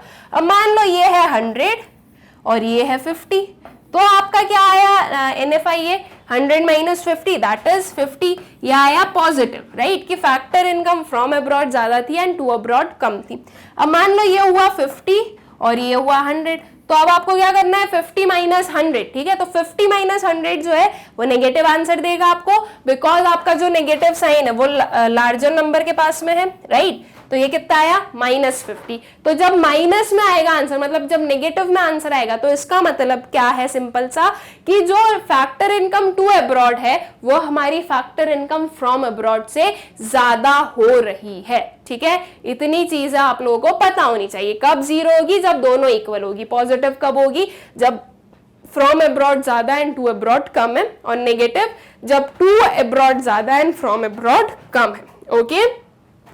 So NFIA is positive when income earned from abroad is more than income paid to abroad. No doubt हम लोग समझ गए इसको। NFIA is negative when income earned from abroad is less than income paid to abroad, ठीक है। Negative कब हो गई, कि जब इनकम अर्न जो कर रहे हैं वो लेस है, किससे, जो हमने पे किया है उससे, ठीक है। And NFIA is zero when income earned from abroad is equal to income paid to abroad, ठीक है। आई होप कि ये क्लियर हो गया आप लोगों को, ओके।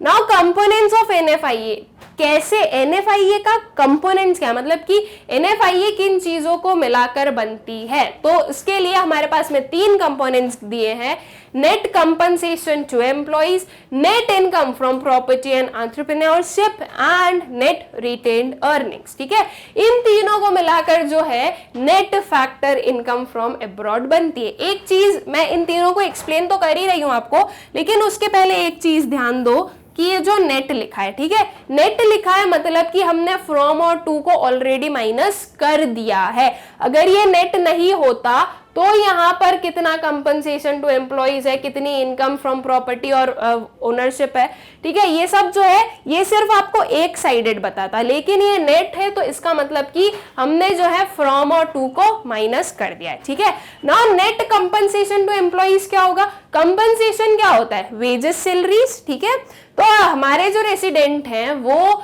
किसी जो है फॉरेनर के लिए वर्क कर रहे हैं, या फॉरेन कंपनी के लिए या फॉरेन इंस्टीट्यूशन के लिए वर्क कर रहे हैं, लेकिन वो रेसिडेंट हमारे हैं, तो उन्होंने जो वर्क किया है उसके लिए उन्हें क्या मिलेगा, पेमेंट दिया जाएगा, मतलब कि उन्होंने क्या किया है, इनकम अर्न की है। ठीक है, उस पर्सन की, उस एम्प्लॉय को क्या मिला है, कंपनसेशन मिला है। तो जब कंपनसेशन मिल रहा है तो वो किस चीज में ऐड कर रहा है, आपके net factor income from abroad में, राइट। कंपनसेशन अगर मिल रहा है तो जो फ्रॉम अब्रॉड है, फैक्टर इनकम फ्रॉम अब्रॉड है, वो क्या हो रही है, बढ़ रही है। और यहाँ पर क्या है, नेट कंपनसेशन टू एम्प्लॉइज, मतलब कि जो कंपनसेशन टू एम्प्लॉइज मिला था और जो हमने कंपनसेशन टू एम्प्लॉइज दिया है, दोनों के बीच में का जो डिफरेंस है वो लिया हमने। ठीक है, फिर सेकेंड वाला आता है net income from property and entrepreneurship. अब देखो ऐसा भी होता है, जो बड़े बड़े लोग होते हैं, बड़े बड़े पैसे वाले लोग होते हैं, वो फॉरेन में भी क्या कर लेते हैं, प्रॉपर्टीज परचेज कर लेते हैं। ठीक है, अब प्रॉपर्टी को परचेज किया है, लेकिन उस प्रॉपर्टी को क्या कर दिया, रेंट पे दे दिया। अब रेंट पे दिया है तो वो क्या अर्न कर रहे हैं उसके बदले में भाई, मतलब प्रॉपर्टी अगर उन्होंने दी है किसी भी एक फॉरेनर को तो उसके लिए उन्हें रेंट मिल रहा है, वो जो रेंट है वो उनकी इनकम में ऐड हो रहा है, राइट। तो ये क्या शो कर रहा है आपको कि प्रॉपर्टी से भी हम लोग जो है फैक्टर इनकम अर्न कर सकते हैं। ठीक है, एंड एंटरप्रेन्योरशिप कि कोई एक एंटरप्रेन्योर है जो कि अपनी कंपनी वहां पे सेटअप करके रखी है उसने, लेकिन इनकम उसकी हो रही है, ओके, वो हमारी कंट्री का नॉर्मल रेसिडेंट है, तो वो क्या कर रहा है, मतलब कि जो इनकम है वो अर्न कर रहा है। ठीक है, तो ये क्या हो गया, फैक्टर इनकम फ्रॉम अब्रॉड हो गया। Net retained earnings, retained earnings क्या होता है, जो सेविंग्स होती है, तो ये जो लोग सेव कर रहे हैं वो हो गई हमारी नेट रिटेन्ड अर्निंग्स। ठीक है, तो इन तीनों को मिलाकर क्या आता है, इन तीनों को मिलाकर आता है net factor income from abroad. That is NFIA is equals to net compensation of employees, net income from property and entrepreneurship and plus net retained earnings। ठीक है, अब ये NFIA यूज कहाँ होती है, तो देखो दो कंसेप्ट होते हैं, domestic income and national income. ठीक है, डोमेस्टिक इनकम और नेशनल इनकम के बीच का जो डिफरेंस है वो क्या है, net factor income from abroad ही है। ठीक है, वैसे तो हम अभी अपने आगे जो चैप्टर जाएंगे उनमें इन सारी चीजों को बहुत डिटेल में पढ़ेंगे, और आई होप सो कि आप लोगों ने ऑलरेडी ये पढ़ा भी है, तो आप लोगों को ये नहीं लग रहा है कि मैं बोल क्या रही हूँ, राइट, बिकॉज ये एक काइंड ऑफ रिवीजन चल रहा है, तो आप लोगों को पता होना चाहिए ये सारी चीजें। ठीक है, डोमेस्टिक इनकम क्या होती है, डोमेस्टिक इनकम को अगर मैं डिफाइन करूं इस वे में तो ये डोमेस्टिक इनकम है NDP एट FC, और नेशनल इनकम क्या है, नेशनल इनकम है NNP एट FC। ठीक है, इन दोनों में हम क्या डिफरेंस देख रहे हैं, बस ये डोमेस्टिक है और ये नेशनल है ना। तो इन दोनों को अगर मुझे डोमेस्टिक इनकम को नेशनल इनकम में कन्वर्ट करना हो तो मैं इसमें क्या कर दूंगी, इसमें ऐड कर दूंगी net factor income from abroad, तो मेरे पास में क्या आ जाएगा, नेशनल इनकम आ जाएगा। अगर मुझे नेशनल इनकम से डोमेस्टिक इनकम निकालना है तो मैं नेशनल इनकम में से net factor income from abroad को माइनस कर दूंगी, तो मेरा जो है NDP एट FC आ जाएगा। ठीक है, देखो जो डोमेस्टिक इनकम होती है वो डोमेस्टिक टेरिटरी से बनती है। ठीक है, मतलब कि जो डोमेस्टिक इनकम है वो नॉर्मल रेसिडेंट को नहीं देखेगी। डोमेस्टिक इनकम जब हम फाइंड आउट कर रहे हैं तो हम डोमेस्टिक टेरिटरी के बेसिस पर फाइंड आउट करते हैं। ठीक है, और जब नेशनल इनकम की बात आती है तो हम जो है नॉर्मल रेसिडेंट के टर्म्स में उसे फाइंड आउट करते हैं। मतलब कि जब हम नेशनल इनकम को मेजर करते हैं, नेशनल इनकम को कैलकुलेट करते हैं, तो हम डोमेस्टिक टेरिटरी को अपने माइंड में नहीं रखते हैं, हम क्या रखते हैं, जो नॉर्मल रेसिडेंट्स हैं उन्हें। ठीक है, कि नॉर्मल रेसिडेंट्स की जो जो भी इनकम होगी वो सारी इसमें इंक्लूडेड है। ओके, हम इसे और भी ज्यादा डिटेल में आगे चैप्टर्स में भी पढ़ेंगे, लेकिन आई होप सो कि यहाँ पर इतनी चीजें आप लोगों को क्लियर हो गई होगी। ठीक है, कि ये जो NFIA है ये यूज कहाँ हुआ, ये डोमेस्टिक और नेशनल इनकम के बीच का डिफरेंस आपको शो कर रहा है। ठीक है, आई होप सो कि NFIA जो है वो आप लोगों को अच्छे से क्लियर हो गया होगा। फैक्टर इनकम, ट्रांसफर इनकम, ये भी अच्छे से क्लियर हो गए होंगे। ठीक, देन आता है हमारा नेक्स्ट कंसेप्ट फाइनल गुड्स। अब जो है हम फाइनल गुड्स जो हमारे इंटरमीडिएट गुड्स हैं, कंजम्पशन गुड्स हैं, कैपिटल गुड्स हैं, ये सब पढ़ेंगे। ठीक है, मतलब कि हम बेसिकली अब जो टाइप्स ऑफ गुड्स है वो देखते हैं। तो फाइनल गुड्स कौन से गुड्स होते हैं स्टूडेंट्स, जो कि एकदम रेडी टू यूज गुड्स हो, जो कि हम लोग डायरेक्टली यूज कर रहे हैं, उन्हें हम फाइनल गुड्स बोलते हैं। जैसे कि फॉर एग्जाम्पल हम लोग मार्केट में गए, हमने चॉकलेट परचेज की, तो चॉकलेट क्या है, चॉकलेट फाइनल गुड है। ओके, अब जो अगर वही चॉकलेट अगर मैं परचेज करती, मान लीजिए वही चॉकलेट मैंने परचेज की है और उस चॉकलेट को मैं खा नहीं रही हूं, कि मैं उसे कंज्यूम नहीं कर रही हूं, बल्कि उस चॉकलेट से मैं केक बना रही हूं, एंड मेरा जो है केक मैं बोलूंगी कि केक मेकिंग का बिजनेस है। ठीक है, तो मैं केक्स बनाती हूँ और मैंने उस चॉकलेट को खरीद के क्या किया है, केक बना रही हूं मैं। तो मेरा जो फाइनल प्रोडक्ट है वो क्या होगा, केक होगा। राइट, केक में जो फैक्टर्स यूज हुए हैं, जो सारे प्रोडक्ट्स यूज हुए हैं उसको बनाने में, वो सारे क्या है, वो रॉ मटेरियल्स है। ओके, तो वही सेम चॉकलेट जो कि फाइनल गुड है किसी के लिए, वही सेम चॉकलेट मेरे लिए इंटरमीडिएट गुड हो गई। ठीक है, final good and intermediate good, ये दोनों टर्म्स बहुत अच्छे से आप लोगों को पता होना चाहिए। ठीक है, बिकॉज ये जो आपके final goods and intermediate goods हैं, उन्हें पढ़ना और उनके जो सारे कंसेप्ट है वो अच्छे से क्लियर करने का रीजन सिंपल सा है कि आपके जो फाइनल गुड्स होते हैं वो नेशनल इनकम की कैलकुलेशन में इंक्लूड होते हैं, एंड जो इंटरमीडिएट गुड्स होते हैं वो कैलकुलेशन में इंक्लूड नहीं होते हैं। ठीक है, तो इसलिए आपको final goods and intermediate goods के बारे में पता होना बहुत ज्यादा जरूरी है। ठीक है, तो final goods and intermediate goods का जो क्लासिफिकेशन है वो किसके बेसिस पर होगा, वो उसके एंड यूज के बेसिस पर होगा। जैसे कि अभी मैंने आपको चॉकलेट का एग्जांपल बताया, चॉकलेट जो कि अगर मैंने ईट की है, ठीक है, मैंने उसे कंज्यूम किया है, तो वो फाइनल गुड है। लेकिन अगर वही चॉकलेट मैं कोई दूसरा प्रोडक्ट बनाने में यूटिलाइज कर रही हूं, तो वो क्या होगा, वो होगा intermediate good. Okay, I hope कि आप लोगों को क्लियर हो गया होगा। अब देखो, यही जो सेम एग्जाम्पल लिया है, इसे मैं थोड़ा सा और डीप में जाके आपको एक्सप्लेन करूं। तो देखो, मेरा केक मेकिंग बिजनेस है, ठीक है, इसलिए वो जो चॉकलेट है वो क्या हुई, इंटरमीडिएट हुई। ठीक है, इंटरमीडिएट गुड हुई।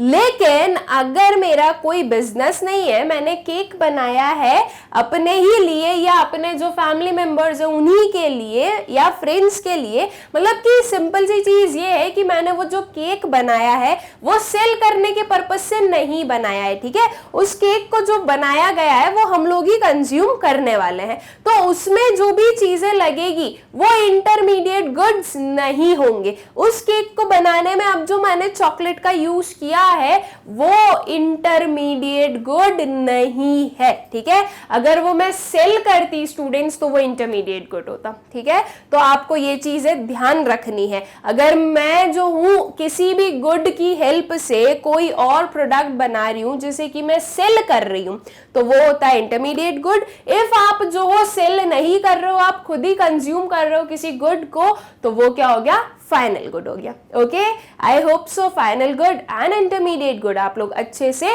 समझ गए होंगे। Okay, so it includes goods purchased for final consumption by consumer households. ठीक है, वो गुड्स जो कि फाइनल कंजम्पशन के लिए परचेज किए गए, किसने परचेज किया, कंज्यूमर हाउस होल्ड्स ने। हाउस होल्ड्स जो होते हैं वो कंज्यूमर्स होते हैं। ठीक है, तो हमने क्या बताया, consumer house holds. And goods purchased bye firms for capital formation, और हम फाइनल गुड्स में उन गुड्स को भी इंक्लूड करते हैं जो कि फर्म्स यूज करती है फॉर कैपिटल फॉर्मेशन। जैसे कि जो एक फर्म है उसने एक मशीनरी परचेज की, ठीक है। अब ऐसा देखा जाए तो मशीनरी परचेज की है, वो फर्दर हेल्प कर रही है किसमें, प्रोडक्शन में। मतलब कि वो जो मशीनरी है वो क्या है, वो एक हम बोलेंगे फैक्टर ऑफ प्रोडक्शन है, राइट। उस मशीनरी की हेल्प से और फर्दर क्या हो पा रहा है, प्रोडक्शन हो पा रहा है। तो अगर ऐसे देखा जाए तो क्या वो इंटरमीडिएट गुड होगी, क्योंकि हमने अभी वही समझा ना कि फाइनल गुड के प्रोडक्शन में जिस भी पर्टिकुलर प्रोडक्ट की जरूरत होती है, जिस भी पर्टिकुलर आइटम की जरूरत होती है, वो सारे इंटरमीडिएट गुड होते हैं। तो क्या कैपिटल गुड्स, दैट इज जो मशीनरीज वगैरह है, क्या वो भी इंटरमीडिएट गुड कहलाएगी, तो नहीं। देखो यहाँ पर फाइनल गुड में हमें बहुत ही स्पेसिफिकली यहाँ पर बताया गया है कि ये वो गुड्स हैं जो कि परचेज किए जाते हैं फर्म्स के थ्रू फॉर कैपिटल फॉर्मेशन, ठीक है। कैपिटल फॉर्मेशन के मोटिव से जो गुड्स परचेज कर रहे हैं वो भी आपके फाइनल गुड्स में ही आते हैं, ठीक है।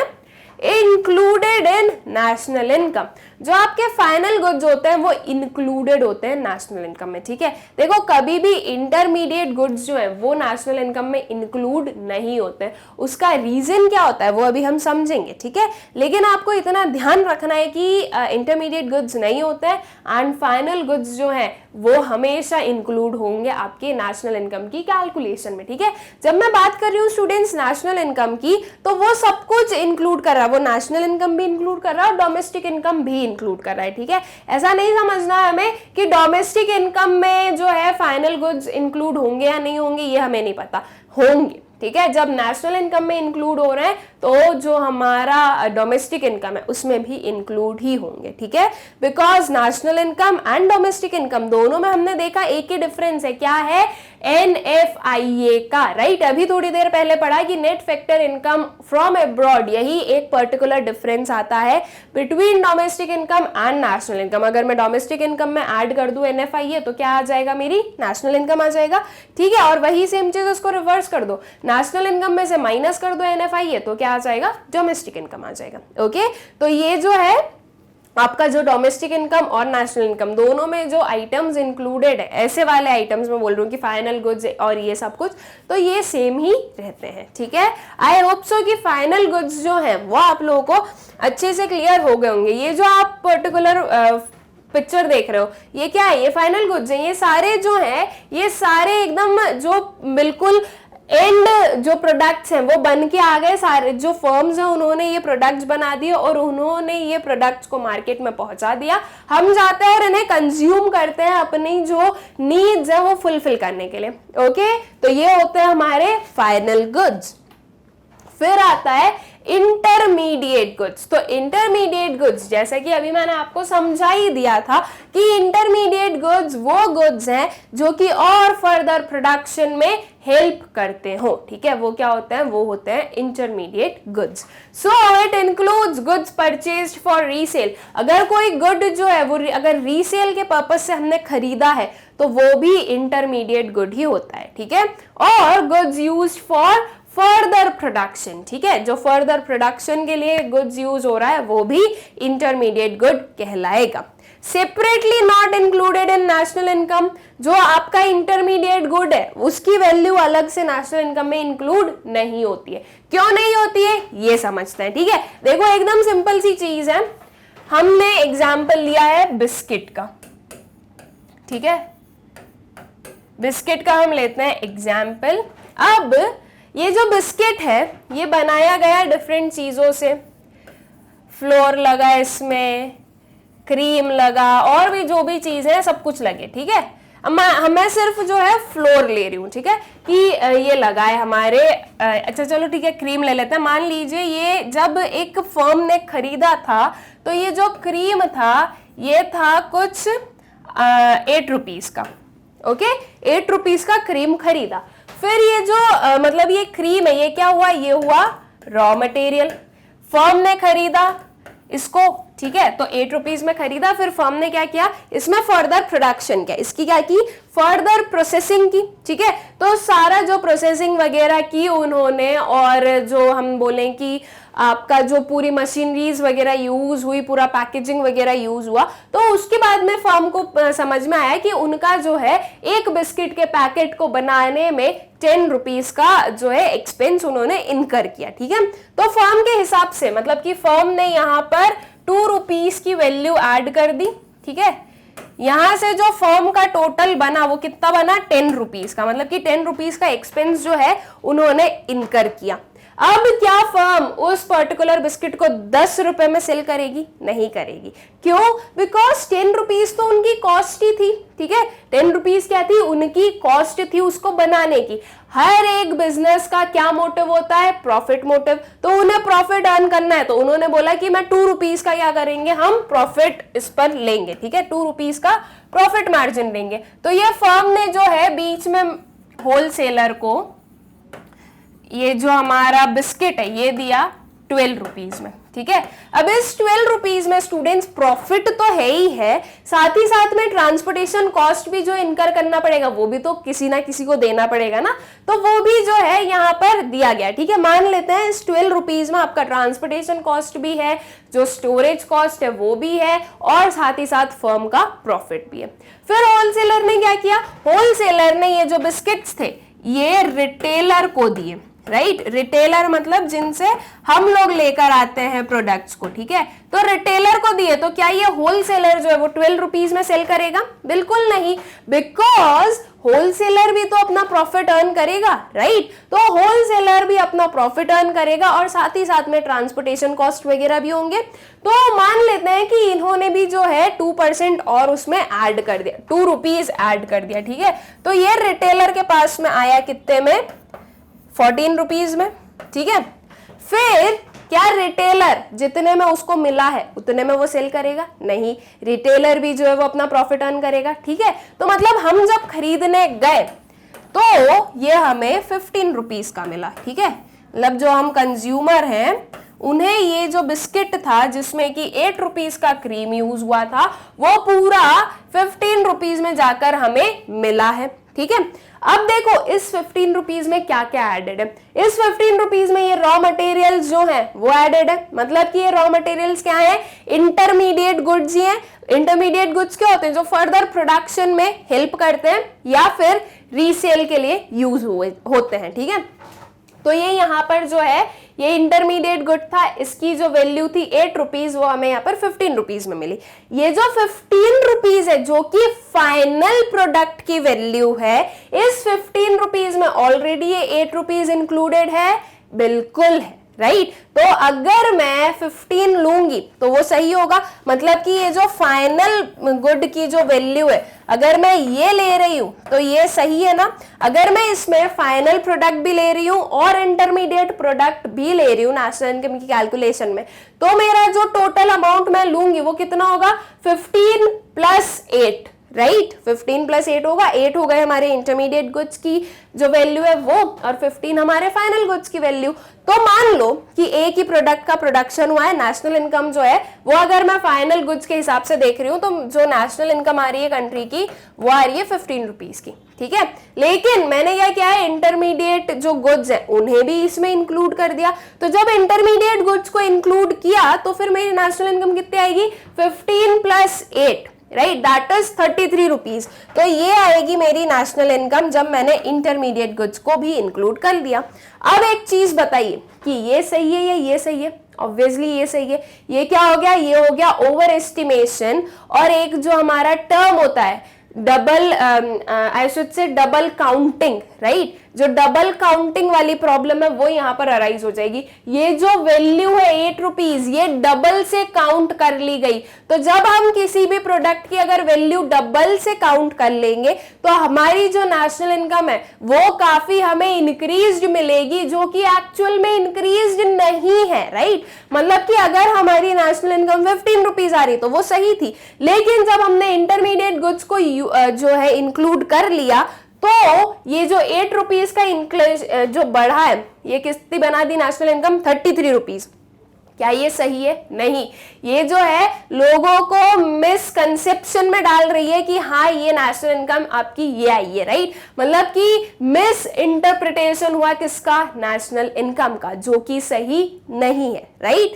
तो इसलिए जो है हम इंटरमीडिएट गुड्स को नहीं लेते हैं नेशनल इनकम की कैलकुलेशन में, बिकॉज ये जो फाइनल प्रोडक्ट आता है इसमें ऑलरेडी इसकी वैल्यू जो है वो इंक्लूडेड होती है, ठीक है। हम लोग जो एमआरपी पे करते हैं किसी भी प्रोडक्ट की, उसमें हमने हर एक चीज के लिए पेमेंट किया होता है, हमने जो मनी दिया होता है उसमें रॉ मटेरियल्स यूटिलाइज हुए, इलेक्ट्रिसिटी बिल वगैरह, जो फर्म्स का प्रॉफिट है, जो होलसेलर्स का प्रॉफिट है, जो रिटेलर्स का प्रॉफिट है, जो डिफरेंट इनडायरेक्ट टैक्सेस लगाए गए, जो ट्रांसपोर्टेशन कॉस्ट है, ये सब कुछ इंक्लूडेड होता है एमआरपी में, that is maximum retail price, जो कि हम लोग एमआरपी पे जो प्रोडक्ट्स है वो खरीदते हैं। आप कोई भी प्रोडक्ट देखोगे उस पर उसकी एमआरपी लिखी हुई होती है, तो ये सारा एस्टिमेशन पहले ही हो जाता है कि कहां पर कितना अमाउंट लगने वाला है, ठीक है। ये जो फर्म है इसको पता है कि ये जब तक ये एक प्रॉपर कंज्यूमर तक पहुंचेगा ये प्रोडक्ट,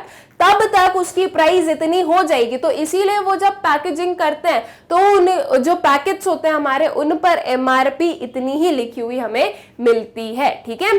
तो इसलिए जो है हम कभी भी इंटरमीडिएट गुड्स को इंक्लूड नहीं करते, बिकॉज उनकी जो वैल्यू है वो ऑलरेडी फाइनल गुड्स में इंक्लूडेड होती है, ठीक है। और अगर हमने इंटरमीडिएट गुड्स को इंक्लूड कर लिया तो वो एक प्रॉब्लम जनरेट करेगा, that is problem of double counting, ठीक है। ये जो टर्म है ये आप लोगों को याद होना चाहिए, और ये क्वेश्चन पूछा भी जाता है कि प्रॉब्लम ऑफ डबल काउंटिंग क्या होता है, ठीक है। तो आई होप कि आप लोगों को क्लियर हो गया होगा कि डबल काउंटिंग वाली प्रॉब्लम क्या है। जब आप किसी भी वैल्यू को डबल से काउंट कर रहे हो तो वो प्रॉब्लम ऑफ डबल काउंटिंग है, okay. Value of intermediate goods is merge with the value of final goods. I hope कि ये तो क्लियर हो ही गया होगा। ये जो पूरा अभी हमने एक एग्जांपल देखा कि जो वैल्यू होती है इंटरमीडिएट गुड्स की वो किसके साथ में मर्ज्ड है? फाइनल गुड्स की वैल्यू के साथ में, ठीक है। Classification of goods as final goods और intermediate goods depend on the use of the good, ठीक है। और ये जो क्लासिफिकेशन होता है गुड्स का एज फाइनल और इंटरमीडिएट, ये किस पर डिपेंडेंट है? उसके यूज पर। जैसे कि अभी जैसे ही फाइनल गुड स्टार्ट किया था तभी मैंने आपको एग्जांपल बता दिया था चॉकलेट का, राइट। तो जो यूज होता है, जो एंड यूज होता है, उस पर डिपेंडेंट होता है कि एक गुड को हम फाइनल गुड बोलेंगे या इंटरमीडिएट गुड बोलेंगे, ठीक है। एक पर्सन के लिए कोई गुड जो है वो फाइनल गुड हो सकता है, लेकिन वही वो नेक्स्ट पर्सन के लिए इंटरमीडिएट गुड हो सकता है, ठीक है। सो आई होप कि आप लोगों को क्लियर हो गया होगा फाइनल गुड और इंटरमीडिएट गुड्स क्या होते हैं, ठीक है। फिर ये जो प्रोडक्शन बाउंड्री एक कंसेप्ट है हमारा, हम लोग कैसे देखते हैं कि कौन सा गुड इंटरमीडिएट गुड है और कौन सा गुड फाइनल गुड है? तो ये हम जो है उसकी प्रोडक्शन बाउंड्री की हेल्प से समझते हैं, ठीक है। मतलब कि प्रोडक्शन बाउंड्री नाम से क्या समझ में आ गया कि पूरी जो प्रोडक्शन प्रोसेस है उसकी जो बाउंड्री है वो हो गई प्रोडक्शन बाउंड्री। एक कंज्यूमर तक गुड पहुंच रहा है, उसके पहले जितनी भी चीजें उसमें हो रही है वो सब कुछ प्रोडक्शन बाउंड्री के अंदर आ रहा है। तो अगर एक प्रोडक्ट जो है वो अगर प्रोडक्शन बाउंड्री के अंदर है तो वो क्या कहलाएगा? वो कहलाएगा इंटरमीडिएट गुड, बिकॉज अभी वो प्रोडक्शन बाउंड्री के अंदर है, मतलब कि अभी उसमें प्रोडक्शन चल रहा है।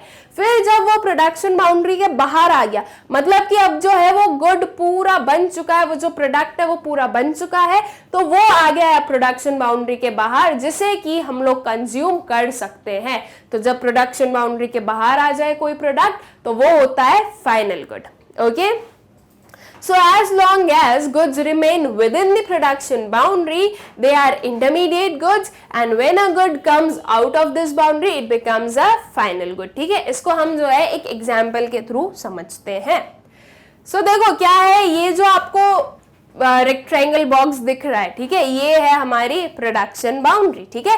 इसके अंदर जब तक एक प्रोडक्ट है तब तक वो क्या है? इंटरमीडिएट है, और जब वो इस प्रोडक्ट इस पर्टिकुलर बाउंड्री के बाहर आ गया तो वो बन गया फाइनल गुड, ठीक है। क्या क्या प्रोसेसेस हुई वो समझते हैं। Farmer produces cotton worth ₹2000 and sells it to B, ठीक है। ये फार्मर ए है जिसने क्या किया? प्रोड्यूस किया है कॉटन 2000 रुपए का और उसको सेल कर दिया बी को, ठीक है। बी एक पर्सन है। फिर बी ने क्या किया उस कॉटन का? B produces thread B produces thread worth 3000 and sells it to C, ठीक है। फिर बी ने क्या किया, थ्रेड बनाया, ठीक है, थ्रेड बनाया और उसको सेल कर दिया सी को। ये कितने का भाई, वर्थ 3000 का जो है उन्होंने बनाया। यहाँ पर उसको 2000 का कॉटन मिला था, ठीक है, मतलब कि जो कॉटन जो रॉ मटेरियल दिया वो 2000 की वैल्यू रखता था। फिर जब इसने उसको थ्रेड बना दिया तो वो 3000 की वर्थ का हो गया। फिर ये जो है उसने किसको सेल कर दिया, सी को सेल कर दिया। सी ने प्रोड्यूस किया cloth worth 4500 and sells it to consumer. फिर सी ने जो है उस थ्रेड का क्या कर दिया, क्लॉथ बना दिया और उसे कंज्यूमर को सेल कर दिया। तो यहां पर हम देख रहे हैं कि इस फार्मर के लिए तो ये जो कॉटन है ये क्या है, ये उसका फाइनल प्रोडक्ट है, राइट, कि उसने जो फार्मर जो है उसने तो अपना कॉटन बनाया और उसको बेच दिया, उसका काम खत्म। लेकिन वो और किसी के लिए क्या हो गया, इंटरमीडिएट गुड हो गया, ओके।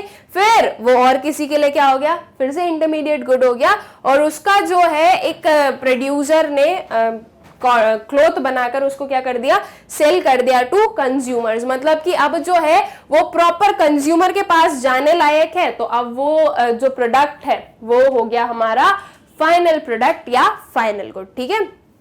तो जब तक आपका कोई भी प्रोडक्ट प्रोडक्शन बाउंड्री के अंदर है तब तक वो कहलाएगा इंटरमीडिएट गुड, और जब वो प्रोडक्शन बाउंड्री के बाहर आ जाए तब वो क्या कहलाएगा, तब वो कहलाएगा आपका फाइनल गुड, ठीक है। आई होप सो कि final good and intermediate good का जो पूरा कंसेप्ट है आप लोगों को क्लियर हो गया होगा।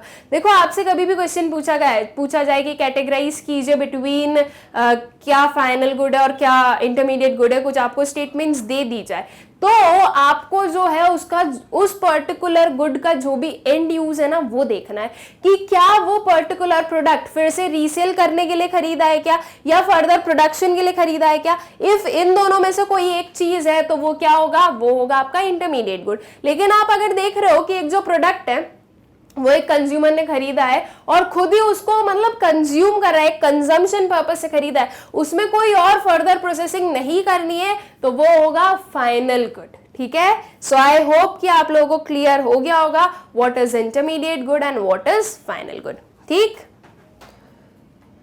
फिर आते हैं हमारे और भी types of goods, that is consumption goods. अब कंजम्पशन गुड्स क्या है, सिंपल सा नेम से समझ में आ गया, जो हम कंज्यूम कर रहे हैं वो वाले गुड्स, राइट। हम जो हमारा जो कंजम्पशन है वो गुड्स क्या हो गए, कंजम्पशन गुड्स हो गए आपके, ठीक है।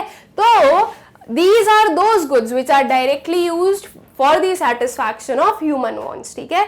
वो गुड्स जो कि डायरेक्टली हम लोग यूज कर रहे हैं हमारे वॉन्ट्स को सेटिस्फाई करने के लिए, वो होते हैं आपके कंजम्पशन गुड्स, ओके। इसके एग्जाम्पल क्या हो गए, ice cream and milk used by the house holds, ठीक है। ये जो हमारे डेली एफएमसीजी जो प्रोडक्ट्स होते हैं, FMCG means fast moving consumer goods, ठीक है। तो जो एफएमसीजी प्रोडक्ट्स होते हैं वो सारे क्या हैं, कंजम्पशन गुड्स है। वो सारे गुड्स जिसे कि हम लोग परचेज कर रहे हैं अपने सेटिस्फैक्शन के लिए, डायरेक्ट सेटिस्फैक्शन के लिए, वो होते हैं आपके कंज्यूमर गुड्स, ओके, या फिर आप बोलो उसे क्या, कंजम्पशन गुड्स, ठीक है। अब ये जो आपके कंजम्पशन गुड्स होते हैं स्टूडेंट्स, ये डिफरेंट टाइप ऑफ होते हैं, मतलब कि हम कंजम्पशन गुड्स को भी और क्लासिफाई कर सकते हैं between different kinds of goods. वो क्या क्या है, सो आया हमारे सामने ड्यूरेबल गुड्स। नाउ जैसे कि आप लोग जो इसकी जो पिक्चर है उसी से समझ सकते हो कि ड्यूरेबल गुड्स क्या होते हैं। ड्यूरेबल गुड्स वो गुड्स हैं जो कि एक लॉन्ग टाइम पीरियड तक यूज किए जा सकते हैं, ओके, उन्हें हम बोलते हैं ड्यूरेबल गुड्स। या फिर मैं ये बोलूं कि वो गुड्स जो एटलीस्ट 1 ईयर से ज्यादा जिसकी यूसेज हो सके, जिसकी मैच्योरिटी हो, वो ड्यूरेबल गुड्स होते हैं, ठीक है। ड्यूरेबल जो कि लॉन्ग टाइम तक ड्यूरेबल है, जैसे कि ये सारी जो हमारे refrigerators, ACs, okay, washing machines, ये सब क्या है, टेलीविजन, ये सब जो है ये हमारे ड्यूरेबल गुड्स है। आप एक बार परचेज करते हो फिर वो जो है 2-3 साल तो बिल्कुल आप बेफिक्र रहते हो, उससे ज्यादा भी चलती है, इवन 10 to 15 ईयर्स भी जो है ये चीजें चलती है। लेकिन मैंने एटलीस्ट बताया कि 1 साल से ज्यादा तो ये सब कुछ चलता ही है। आज अगर हमने अपने घर में टीवी खरीदी है तो ऐसा थोड़ी ना कि हम 10 दिन बाद में फिर खरीदेंगे, नहीं ना, वो जो टीवी है वो अब एक लॉन्ग टाइम पीरियड तक चलती रहेगी तो वो क्या है, ड्यूरेबल गुड्स है। ऐसे गुड्स जो कि इजीली खराब नहीं होते या फिर जो कि जल्दी रिप्लेनिश या खराब नहीं होते, हम उन्हें बोलते हैं ड्यूरेबल गुड्स। ओके, फिर आते हैं कुछ semi durable goods. Semi durable goods क्या हो गए कि थोड़े ड्यूरेबल है, मतलब कि हम ड्यूरेबल गुड्स जितने उन्हें लंबे टाइम पीरियड तक यूज नहीं कर सकते, लेकिन वो ऐसे भी नहीं है कि वन टाइम यूज हो, ऐसा भी नहीं है। वो जो है क्या है, सेमी ड्यूरेबल गुड्स हैं जो कि थोड़े टाइम तक चल सकता है। ठीक है, जैसे कि ये हम देख सकते हैं इसी पिक्चर में, क्लोथ्स हैं, एक्सेसरीज हैं, आपके फुटवेयर्स हैं, तो ये सब कुछ क्या है, ये ड्यूरेबल गुड्स है। हम एक कपड़ा आज खरीदते हैं तो ऐसा थोड़ी ना कि हमने एक दिन पहना और उसकी जो लाइफ है वो कंप्लीट हो गई, नहीं, उसे हम जो है एक जो है हम बोले कि एक प्रॉपर टाइम तक उसे पहन सकते हैं, राइट। तो वो क्या है, ये है हमारे सेमी ड्यूरेबल गुड्स, जो कि सेमी ड्यूरेबल गुड्स जिनकी लाइफ ड्यूरेबल गुड्स जितनी भी नहीं है और जिनकी लाइफ एकदम वन टाइम यूज वाली भी नहीं है। ठीक है, तो उन दोनों के बीच में जो लाई कर रहा है वो आ गया आपका सेमी ड्यूरेबल। सेमी जैसे कि नाम नहीं बता दिया, थोड़ा ड्यूरेबल है। ठीक है, सो आई होप कि सेमी ड्यूरेबल गुड्स भी आप लोगों को क्लियर हो गया होगा। फिर आते हैं non durable goods. Non durable goods क्या है, वो गुड्स जो कि बस जल्दी से जल्दी खराब होने वाले, राइट। वो गुड्स जिसे आपको बहुत ही जल्दी यूज करना होता है, अदरवाइज वो खराब हो जाएंगे, वो रिप्लेनिश हो जाएंगे। जैसे कि वेजिटेबल्स हो गए, फ्रूट्स हो गए, आप इन्हें बहुत लंबे टाइम तक स्टोर करके नहीं रख सकते हो, है ना। आपको जो है इन्हें कंज्यूम करना पड़ेगा, बिकॉज ये अगर बहुत लंबे टाइम तक आपने इनको स्टोर किया तो वो खराब हो जाएंगे और फिर आप उन्हें कंज्यूम भी नहीं कर पाओगे। ठीक है, तो ये होते हैं कुछ नॉन ड्यूरेबल गुड्स। और फिर आती है कुछ services. Services as such, transportation services, banking services, insurance services, hospitals, schools, ये सब क्या है, ये सर्विसेज प्रोवाइड कर रहे हैं हमें, राइट। आपको एजुकेशन प्रोवाइड की जा रही है, आपकी हेल्थ का ध्यान रखा जा रहा है, आप प्रॉपरली ट्रेवल कर सको उसके लिए जो है ट्रांसपोर्टेशन सर्विसेज हम बढ़िया, तो ये सब क्या है, ये सब है सर्विसेज। ठीक है, तो ये भी हम लोग डायरेक्टली कंज्यूम कर रहे हैं अपने वांट्स को सेटिस्फाई करने के लिए, राइट। हमें जो है पढ़ा लिखा बनना है, हमें एजुकेटेड बनना है, इसलिए हम स्कूल जा रहे हैं, तो उसे वो जो पर्टिकुलर सर्विस है उसे हमने क्या किया है, यूटिलाइज किया है खुद के यूज के लिए, खुद के सेटिस्फैक्शन के लिए, तो वो क्या होगी, वो भी होगी आपकी कंजम्पशन गुड्स। ठीक है, तो ये चार हम बोलेंगे, इन चार कैटेगरीज में आप कंजम्पशन गुड्स को डिवाइड कर सकते हो, that is durable goods, semi durable goods, non durable goods and services. ठीक है, आई होप सो कि जो कंजम्पशन गुड्स है ये आप लोगों को अच्छे से क्लियर हो गया होगा। देन आता है कैपिटल गुड्स। कैपिटल गुड्स क्या है स्टूडेंट्स, जो हम बोले मशीनरीज वगैरह जो होती है, ठीक है, मतलब कि जो कि हम अगर उसमें इन्वेस्टमेंट कर रहे हैं तो वो हमें और फर्दर प्रोडक्शन में हेल्प कर रहे हैं। ठीक है, वो होते हैं capital goods. So these are those goods which are used as fixed assets. ठीक है, ये कैपिटल गुड्स में ये टर्म जरूर देखना, fixed assets by the producers in the production of other goods and services. ठीक है, जो कैपिटल गुड्स हैं वो उन गुड्स को हम बोलते हैं जो कि फिक्स्ड एसेट्स हैं, ठीक है, और जो कि यूज किए जाते हैं by producers further goods and services के प्रोडक्शन में। जैसे कि एग्जांपल लो, tractor used by a farmer. Farmer क्या है, फार्मर है प्रोड्यूसर, राइट। फार्मर प्रोड्यूस ही तो कर रहा है जो ग्रेन्स, फूड ग्रेन्स वगैरह हैं वो, ठीक है। तो फार्मर इज अ प्रोड्यूसर और ये जो ट्रैक्टर है ये फार्मर के लिए क्या है, एक असेट है, ठीक है। और किस काइंड का एसेट है, ये फिक्स्ड एसेट है, मतलब कि ये लंबे टाइम तक चलने वाला एसेट है। ऐसा थोड़ी ना है कि आज अगर परचेज किया है तो कल वो खराब हो गया, नहीं।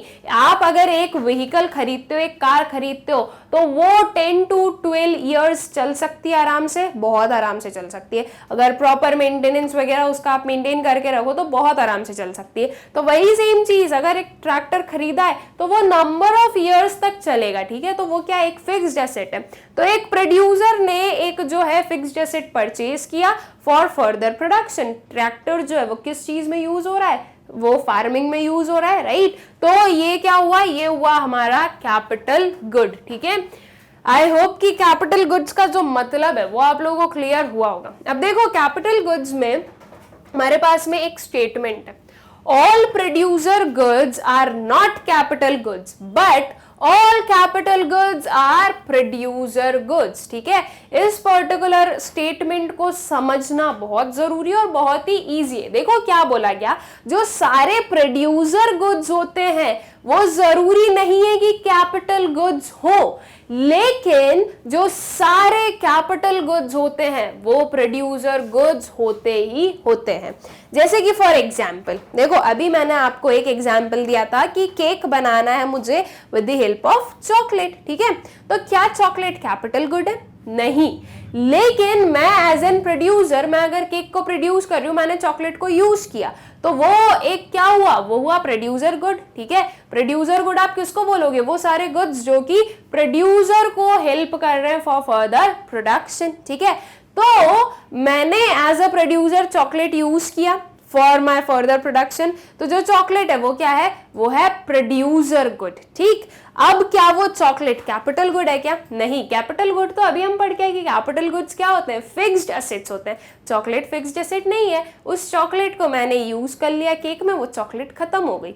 अब अगर मुझे और चॉकलेट चाहिए तो मुझे दूसरी लेनी पड़ेगी, राइट? तो वो फिक्स्ड एसेट नहीं है। तो क्या वो चॉकलेट जो थी वो कैपिटल गुड थी क्या? नहीं थी। तो ये देखो, जो चॉकलेट थी वो क्या बोल रही है आपको कि वो एक जो प्रोड्यूसर गुड है वो कैपिटल गुड नहीं है, लेकिन जितने भी कैपिटल गुड्स होते हैं वो सारे प्रोड्यूसर गुड्स होते हैं। जैसे कि फिक्स्ड एसेट्स हुआ, तो फिक्स्ड एसेट्स में आप बोलते हैं कि मैडम हमने जो है टीवी खरीदी है, तो वो भी तो फिक्स्ड एसेट है, वो भी तो लंबे टाइम के लिए चल रही है ना?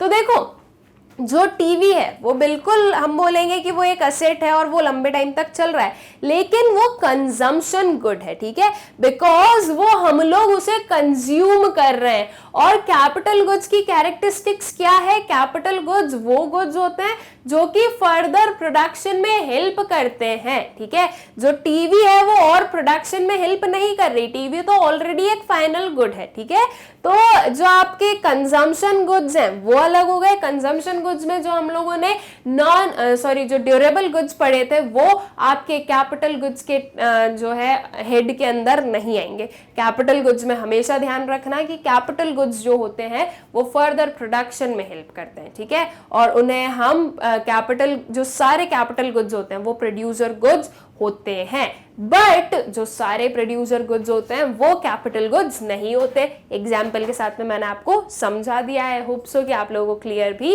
हो गया होगा। और ये जो पूरा हमारे पास में रिटन फॉर्म है उसमें भी आप लोगों को और अच्छे से क्लियर हो जाएगा।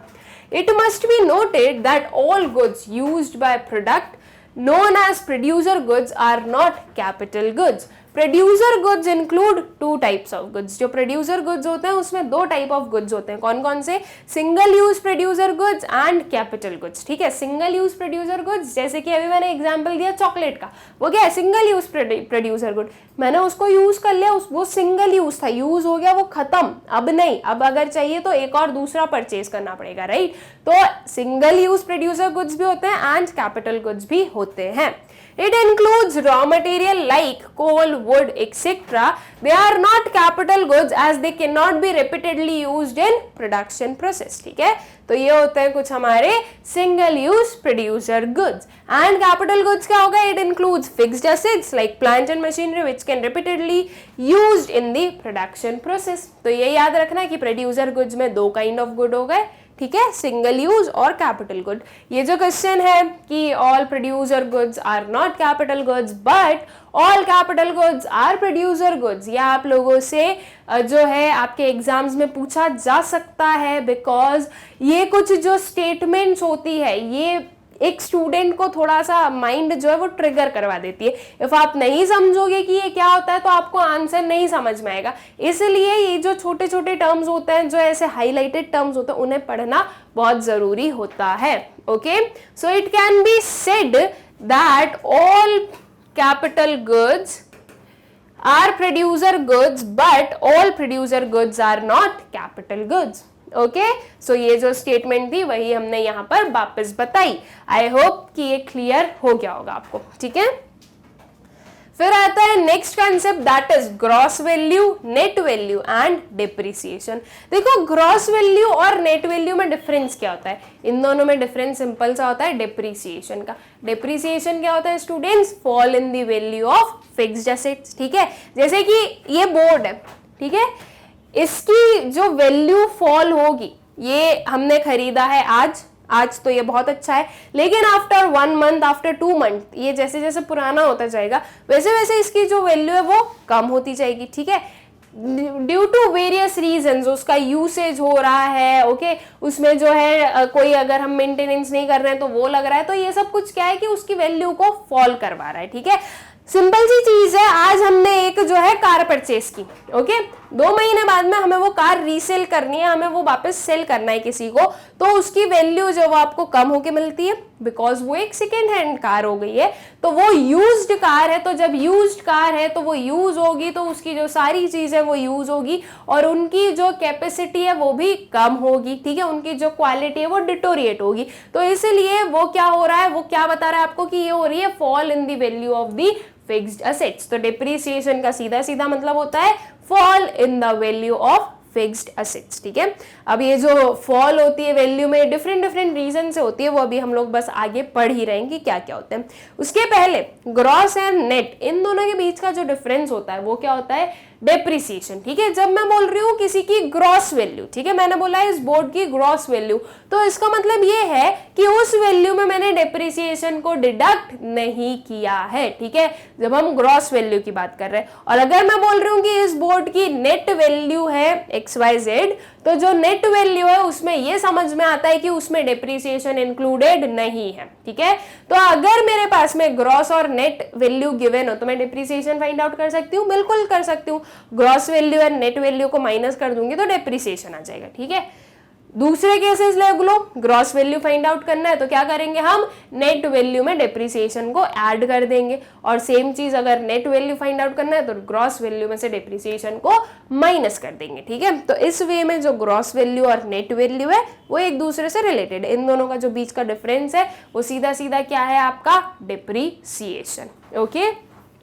Depreciation is also known as consumption of fixed capital, current replacement cost of fixed capital and capital consumption allowance। ये चारों जो नेम्स हैं आप लोगों को याद होने चाहिए, बिकॉज जब न्यूमेरिकल्स पूछे जाते हैं ना तो कोई भी पर्टिकुलर टर्म को यूज कर लेते हैं। ऐसा कुछ जरूरी नहीं है कि आपको डेप्रिसिएशन के नाम से ही मिलेगा, इन किसी नेम से भी मिल सकता है। तो आपको जो है पता होना चाहिए कि इनका मतलब क्या है? डेप्रिसिएशन है।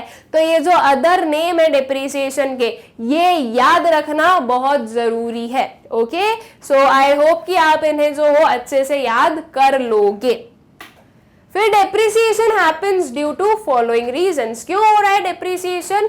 नॉर्मल वियर एंड टेयर, जो नॉर्मल कोई भी चीज को हम यूज कर रहे हैं तो ऑब्वियस सी चीज है कि उसकी जो वैल्यू है वो कम होगी ही होगी, राइट। अगर मैंने कोई भी एक पर्टिकुलर प्रोडक्ट खरीदा और उसको नया का नया रखा है और वहीं से मैं एक प्रोडक्ट खरीदा है जिसको मैं यूज कर रही हूँ डेली बेसिस पर, तो ज्यादा अच्छी क्वालिटी कुछ दिनों बाद किसकी मिलेगी? जो नया का नया रखा है, बिकॉज उसको कुछ यूज ही नहीं किया ना भाई, वो तो जैसा है वैसे ही रखा है। लेकिन जब आप किसी भी चीज को यूज करोगे तो उसकी वजह से उसकी जो वैल्यू है वो कम होनी ही है। तो डिप्रिसिएशन क्यों हुआ? Because of normal wear and tear, ठीक है। फिर आता है पैसेज ऑफ टाइम। जैसे जैसे टाइम गुजरता जाता है वैसे वैसे भी डेप्रिसिएशन होने लगता है।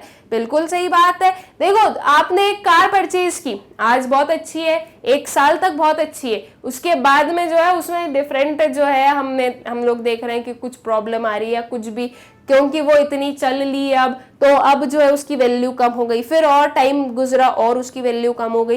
तो with the passage of time जो वैल्यू है वो कम होती जाती है, बिकॉज हम लोग उसे यूज कर रहे हैं, ओके। तो नॉर्मल वेयर एंड टेयर भी आ जाता है उसमें, उसे यूज कर रहे हैं, और उसे जब यूज कर रहे हैं तो हमें प्रॉपर मेंटेनेंस वगैरह करके रखना पड़ेगा, राइट। जो प्रॉपर सर्विसिंग है वो करवा के रखनी पड़ेगी। तो ये जो मेंटेनेंस कर रही है, जो सर्विसिंग करवा रही है, ये सब कुछ आपका डेप्रिसिएशन ही तो है। हम लोग क्यों कर रहे हैं? ताकि हमारा जो भी असेट है उसकी वैल्यू ज्यादा ना गिरे और जो असेट है वो बिल्कुल डिटोरिएट ना हो, इसके लिए ये सब कर रहे हैं। लेकिन अगर हम ये सब कुछ नहीं करेंगे तो वो जो वैल्यू है वो बहुत ही हाई स्पीड से गिर जाएगी, ठीक है। तो जो पैसेज ऑफ टाइम है वो भी आपके डिप्रिसिएशन को लीड करता है। एंड अनएक्सपेक्टेड ऑब्सोलेंसेस, कोई भी अनएक्सपेक्टेड ऑब्सोलेंसेस हो गया जो कि हम लोगों ने एक्सपेक्टेड ऑब्सोलेंसेस जो कि पता था कि हाँ ऐसा हो सकता है, तो ऐसी कोई अगर प्रॉब्लम आ गई तो वो भी आपका जो है डिप्रिसिएशन में ऐड ऑन करता है, ठीक है। तो ये कुछ रीजंस हैं कि क्यों डिप्रिसिएशन होता है। Okay, so I hope gross value, net value and depreciation जो है ये आप लोगों को अच्छे से क्लियर हो गया होगा। फिर आता है हमारा next concept, that is net indirect taxes. अब देखो net indirect taxes that is NIT क्या होता है। नेट को जो है अभी हम साइड रखें, पहले तो इनडायरेक्ट टैक्सेस क्या होता है ना। तो इनडायरेक्ट टैक्सेस जो कि इनडायरेक्टली पे किए जा रहे हैं, कौन पे कर रहा है, क्या पे कर रहा है, कैसे कर रहा है, कैसे नहीं कर रहा है, ये अभी हम समझते हैं। देखो नेट इनडायरेक्ट टैक्सेस जो है स्टूडेंट्स, उसमें हमारे पास में दो कंपोनेंट्स है, एक है डायरेक्ट टैक्स और एक है इनडायरेक्ट टैक्स। हम लोगों ने जब net factor income from abroad पढ़ा था तो हम लोगों ने क्या देखा था कि हमने किस किस को माइनस किया था, factor income from abroad and factor income to abroad, ठीक है, इसे माइनस किया था। अब जो आपका नेट इनडायरेक्ट टैक्सेस है, ओके, टैक्सेस हम लोग पे कर रहे हैं, ठीक, हम लोग अगर टैक्सेस पे कर रहे हैं तो क्या हमें इन रिटर्न कुछ ना कुछ मिल रहा है क्या। तो देखो गवर्नमेंट जो है वो different kind of subsidies provide करती है, राइट, कोई भी काइंड ऑफ इंसेंटिव, कोई भी काइंड ऑफ हेल्प जो कि गवर्नमेंट प्रोवाइड कर रही है, वो क्या है, वो आपका उसे हम क्या बोलते हैं, उसे हम बोलते हैं सब्सिडीज, ठीक है। अब एक चीज ध्यान रखना कि ये जो टैक्सेस होते हैं ये ट्रांसफर इनकम है, ठीक है। हम लोग अगर टैक्सेस पे कर रहे हैं तो गवर्नमेंट उसके लिए कोई हमें फैक्टर सर्विसेज प्रोवाइड नहीं कर रही है, हम लोग टैक्सेस पे कर रहे हैं, वो एक ट्रांसफर इनकम है, ठीक है। यहाँ पर कोई भी फैक्टर सर्विसेज प्रोवाइड नहीं की गई। सेम वे में जो गवर्नमेंट हमें डिफरेंट इंसेंटिव्स प्रोवाइड कर रही है वो भी ट्रांसफर इनकम है, ठीक है, वो transfer income and transfer payment वाली बात आ गई यहाँ पर। तो दो चीज मिली हमें, एक मिला इनडायरेक्ट टैक्सेस, एक मिला सब्सिडीज, ठीक है। तो इनडायरेक्ट टैक्सेस और सब्सिडीज इन दोनों का जो डिफरेंस होता है वो होता है आपका नेट इनडायरेक्ट टैक्सेस, ठीक है। देखो इनडायरेक्ट टैक्सेस हमने पे किए गवर्नमेंट को और गवर्नमेंट ने हमें क्या दिया है, गवर्नमेंट ने हमें दिया है सब्सिडीज, ठीक है। तो जैसे कि हम लोगों ने net factor income from abroad में पढ़ा था कि वहां हम बोल रहे हैं net factor income from abroad, तो हम जो है factor income from abroad minus to abroad करेंगे। अगर हमें फाइंड आउट करना होता net factor income to abroad तो हम क्या करते हैं, factor income to abroad minus income from abroad, ठीक है, ये करते हैं। अब सेम चीज जब हमें नेट इनडायरेक्ट टैक्सेस निकालना है तो यहाँ पर इनडायरेक्ट आया है तो हम क्या करेंगे, indirect taxes minus subsidies, okay. अब जो है सब्सिडीज क्या है, इनडायरेक्ट टैक्सेस क्या है, ये भी हम पढ़ लेते हैं बहुत ही शॉर्ट में कि ये क्या होता है, ठीक है। So net indirect taxes refer to the difference between indirect taxes and subsidies, ठीक है। NIT that is net indirect tax is equals to indirect tax minus subsidies, okay। indirect taxes है क्या, देखो दो काइंड ऑफ टैक्सेस हैं, direct taxes and indirect taxes. दोनों जो taxes हैं वो हम लोग ही पे कर रहे हैं, ठीक है, हम ही पे कर रहे हैं। जैसे कि डायरेक्ट टैक्स जो है वो तो हमारी इनकम पर टैक्स होता है जो कि हम लोग डायरेक्टली पे कर रहे हैं, मतलब हमें पता है कि हाँ हम एक्चुअल में पे कर रहे हैं, ठीक है। फिर आता है इनडायरेक्ट टैक्स की बात, तो इनडायरेक्ट टैक्सेस भी इनडायरेक्टली हम ही पे कर रहे हैं। कैसे, देखो आप लोगों ने जीएसटी देखा है, आज की डेट में जीएसटी चल रहा है सब दूर। आप किसी रेस्टोरेंट पे गए, आपने जो है कुछ भी ऑर्डर किया, ठीक है, मान लो आपने ऑर्डर किया है 200 रुपीज का, उस पर जो है कुछ 9 to 10 रुपीज का जो है टैक्स लगा, तो आपने जो टोटल पेमेंट किया है वो 210 रुपए किया है, ठीक है, 210 रुपीज जो है वो आपने पे किए। आपका ऑर्डर तो 200 का ही था ना, लेकिन आपने 10 रुपीज एक्स्ट्रा पे किए, क्यों, बिकॉज उस पर जीएसटी था, ठीक है, मतलब कि वो जो टैक्स है वो हमने किसको दिया है, हमने उस रेस्टोरेंट के ओनर को दिया है, राइट, जिसने, जहां हम लोगों ने गवर्नमेंट को जाकर नहीं दिया ना, या ना ही कोई गवर्नमेंट के अकाउंट में हमने उसे क्रेडिट करवाया है, हमने क्या किया है, हमने तो उसके ओनर को दिया है, वो जो ओनर है वो आगे इसे सेंड करेगा, ठीक है। हमने डायरेक्टली गवर्नमेंट को नहीं दिया, हमने इनडायरेक्टली गवर्नमेंट तक पहुंचाया है with the help of different channels, ठीक है। तो ये क्या है, इनडायरेक्ट टैक्स है, ठीक है। और एग्जांपल्स लेने, आपके जो फाइनल प्रोडक्ट्स होते हैं उन पर आप देखोगे, जब आप अगर उसका पूरा डिस्क्रिप्शन पढ़ोगे तो उसमें आपको जो है टैक्सेस वगैरह भी लिखे हुए मिलेंगे कि इतना टैक्स लगा या उतना टैक्स लगा। वो टैक्सेस भी कौन पे कर रहा है, हम ही पे कर रहे हैं। वो जो एमआरपी हमें दिखती है उस एमआरपी में सारे टैक्सेस भी इंक्लूडेड होते हैं। तो वो टैक्सेस पे किसने किए, हमने पे किए, राइट। लेकिन हमने डायरेक्टली गवर्नमेंट को नहीं पे किए, हमने तो भाई जो रिटेलर था जिससे हमने परचेज किया हमने उसको पे किया, उसने और आगे पे कर दिया, ऐसे कर करके जो है गवर्नमेंट तक गया वो, ठीक है। तो इट इन शॉर्ट जो हुआ है कि हमने डायरेक्टली गवर्नमेंट को पे नहीं किया है, लेकिन पेमेंट हम ही कर रहे हैं, तो वो होते हैं इनडायरेक्ट टैक्सेस, ठीक है।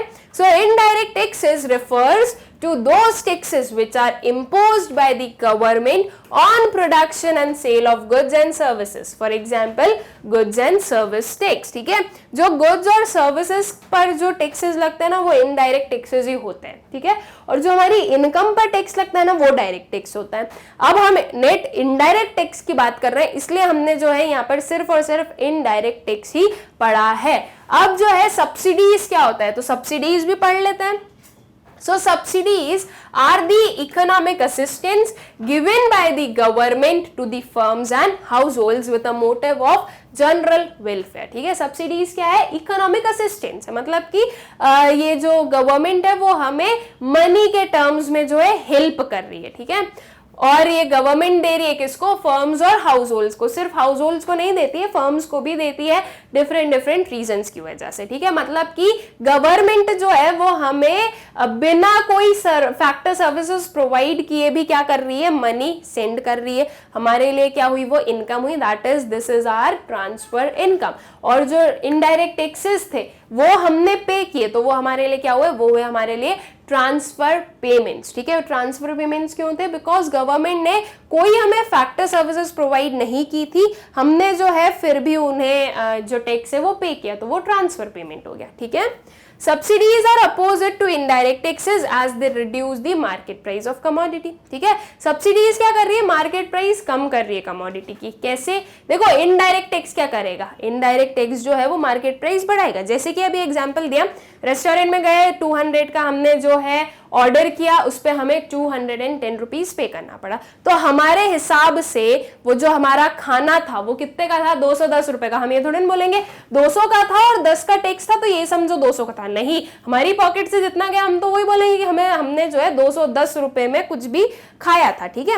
वही सेम चीज अगर कोई सब्सिडीज होती, ठीक है, मान लो सब्सिडीज होती कि आपको जीएसटी क्या करना है, लगाना भी है, आपने 10 रुपीज लगा भी दिया उस पर जीएसटी और उस पर सब्सिडीज भी प्रोवाइड कर दी 5 रुपीज की। तो अब अगर 10 रुपीज पे किया, 10 रुपीज का टैक्स और 5 रुपीज उस पर इंसेंटिव है, तो अब मेरा जो टोटल है वो कितना हुआ, 205 रुपए, राइट। 210 था, उसमें से माइनस कर दो सब्सिडीज को, कितना हो गया, 205 हो गया। मार्केट वैल्यू कम हुई, बिल्कुल हुई। अब ये समझो कि वहां पर टैक्स भी ना लगाया जाए, सिर्फ बोला जाए कि हम जो है सब्सिडीज प्रोवाइड करेंगे इस पर्टिकुलर रेस्टोरेंट को या कुछ भी, ठीक है। तो मान लो उन्होंने जो है 5 रुपीज की जो है सब्सिडीज प्रोवाइड की, तो 200 पे 5 रुपीज की, ठीक है। तो 200 में से हमने माइनस किया 5, तो हमें जो है अपना जो भी हम लोगों ने ऑर्डर किया होगा, जो भी हमारा खाने का होगा, वो हमें 195 रुपीज में मिलेगा, राइट। सो ये डिफरेंस आया कि सब्सिडीज ने क्या किया, जो कमोडिटीज हैं उनकी मार्केट वैल्यू को कम किया।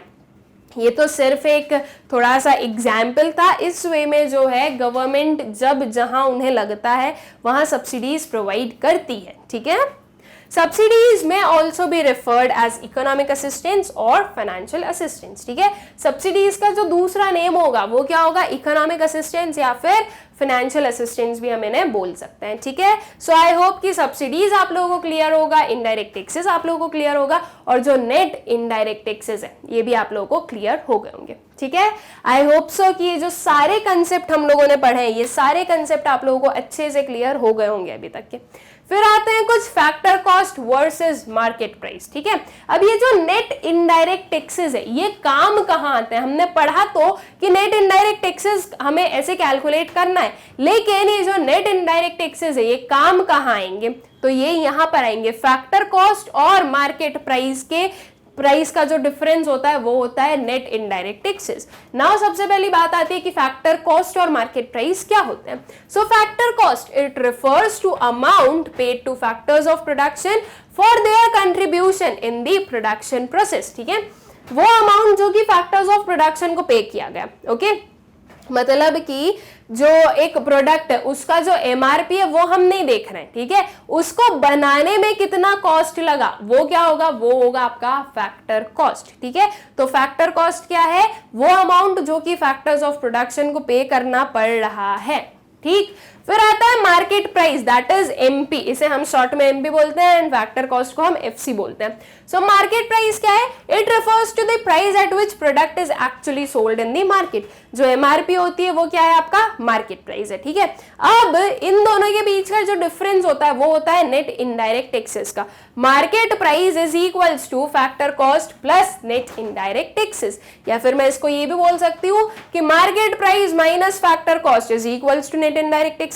Okay, market price minus net indirect taxes is equals to factor cost. ये जो पर्टिकुलर फॉर्मूला है ये तीनों टाइप में क्या हो सकता है, हमारा कन्वर्ट हो सकता है, ठीक है। तो जो नेट इनडायरेक्ट टैक्सेस है वो है आपका मार्केट प्राइस और फैक्टर कॉस्ट के बीच का डिफरेंस, ठीक है। आई होप कि factor cost and market price जो है ये आप लोगों को क्लियर हो गए होंगे, एंड नेट इनडायरेक्ट टैक्सेस को क्यों पढ़ा हमने वो भी क्लियर हो गया होगा कि ये इस चीज के लिए यूटिलाइज किया जाता है, ठीक है। Factor cost and market price कहाँ यूज होते हैं, कैसे यूज होते हैं, ये सब कुछ हम पढ़ेंगे अपने नेक्स्ट वाले जो चैप्टर होगा उसमें, बिकॉज ये सब जो है ये उसका पार्ट होगा एंड उसमें हम ये सब कुछ एक बार पढ़ेंगे कि ये factor cost and market price की जरूरत क्या है, ठीक है। एट प्रेजेंट इस चैप्टर के अकॉर्डिंग आपको इनका मतलब पता होना ज्यादा जरूरी है। सो आई होप कि आप लोगों को जो है इसका जो पूरा मीनिंग है वो अच्छे से क्लियर हो गया होगा।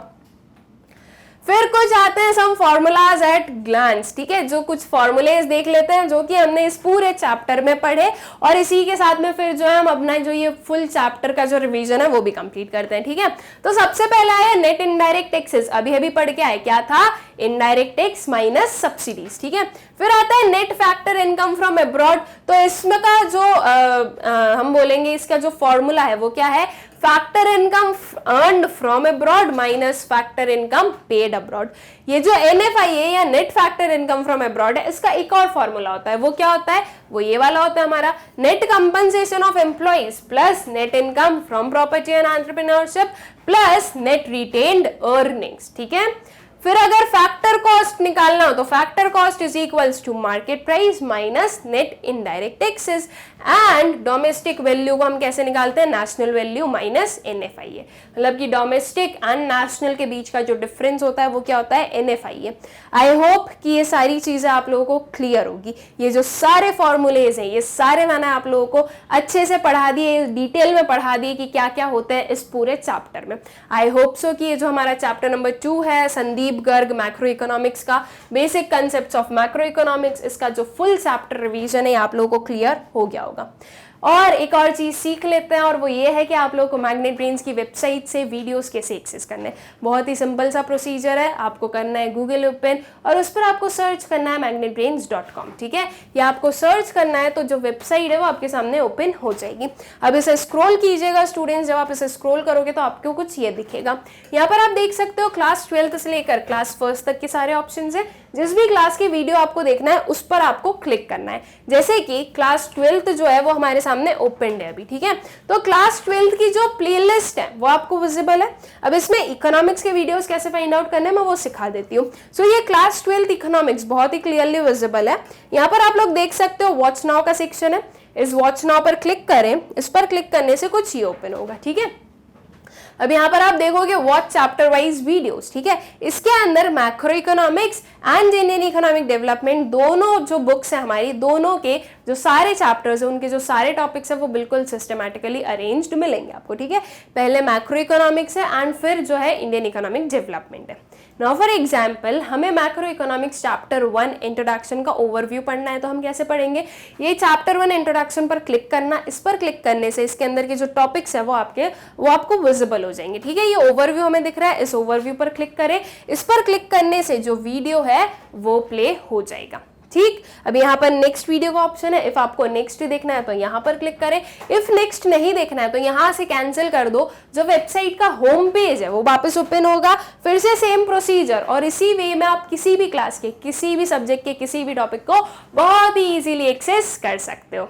ओके एंड स्टूडेंट्स, आप लोगों को ये जो वीडियोस है इन्हें ज़्यादा से ज़्यादा शेयर करना है ताकि जो क्वालिटी एजुकेशन है वो ज़्यादा से ज़्यादा स्टूडेंट्स तक पहुंच पाए। एंड जो हमारा यूट्यूब चैनल है मैग्नेट ब्रेन्स, उसे आप सब्सक्राइब करना ना भूलें ताकि आप लोगों के पास में टाइमली नोटिफिकेशन आते रहे, सारे जो हमारे लेक्चर्स होंगे उनके, जो सारे वीडियोज आएंगे उनके, जिसके थ्रू आप कोई भी वीडियो या किसी भी टॉपिक को मिस ना करें एंड लाइक भी करें वीडियो को। आई होप सो ये सारी चीज़ें आप लोगों को अच्छे से क्लियर हो गया और जो हमारा चैप्टर था वो भी अच्छे से क्लियर हो गया होगा। Thank you.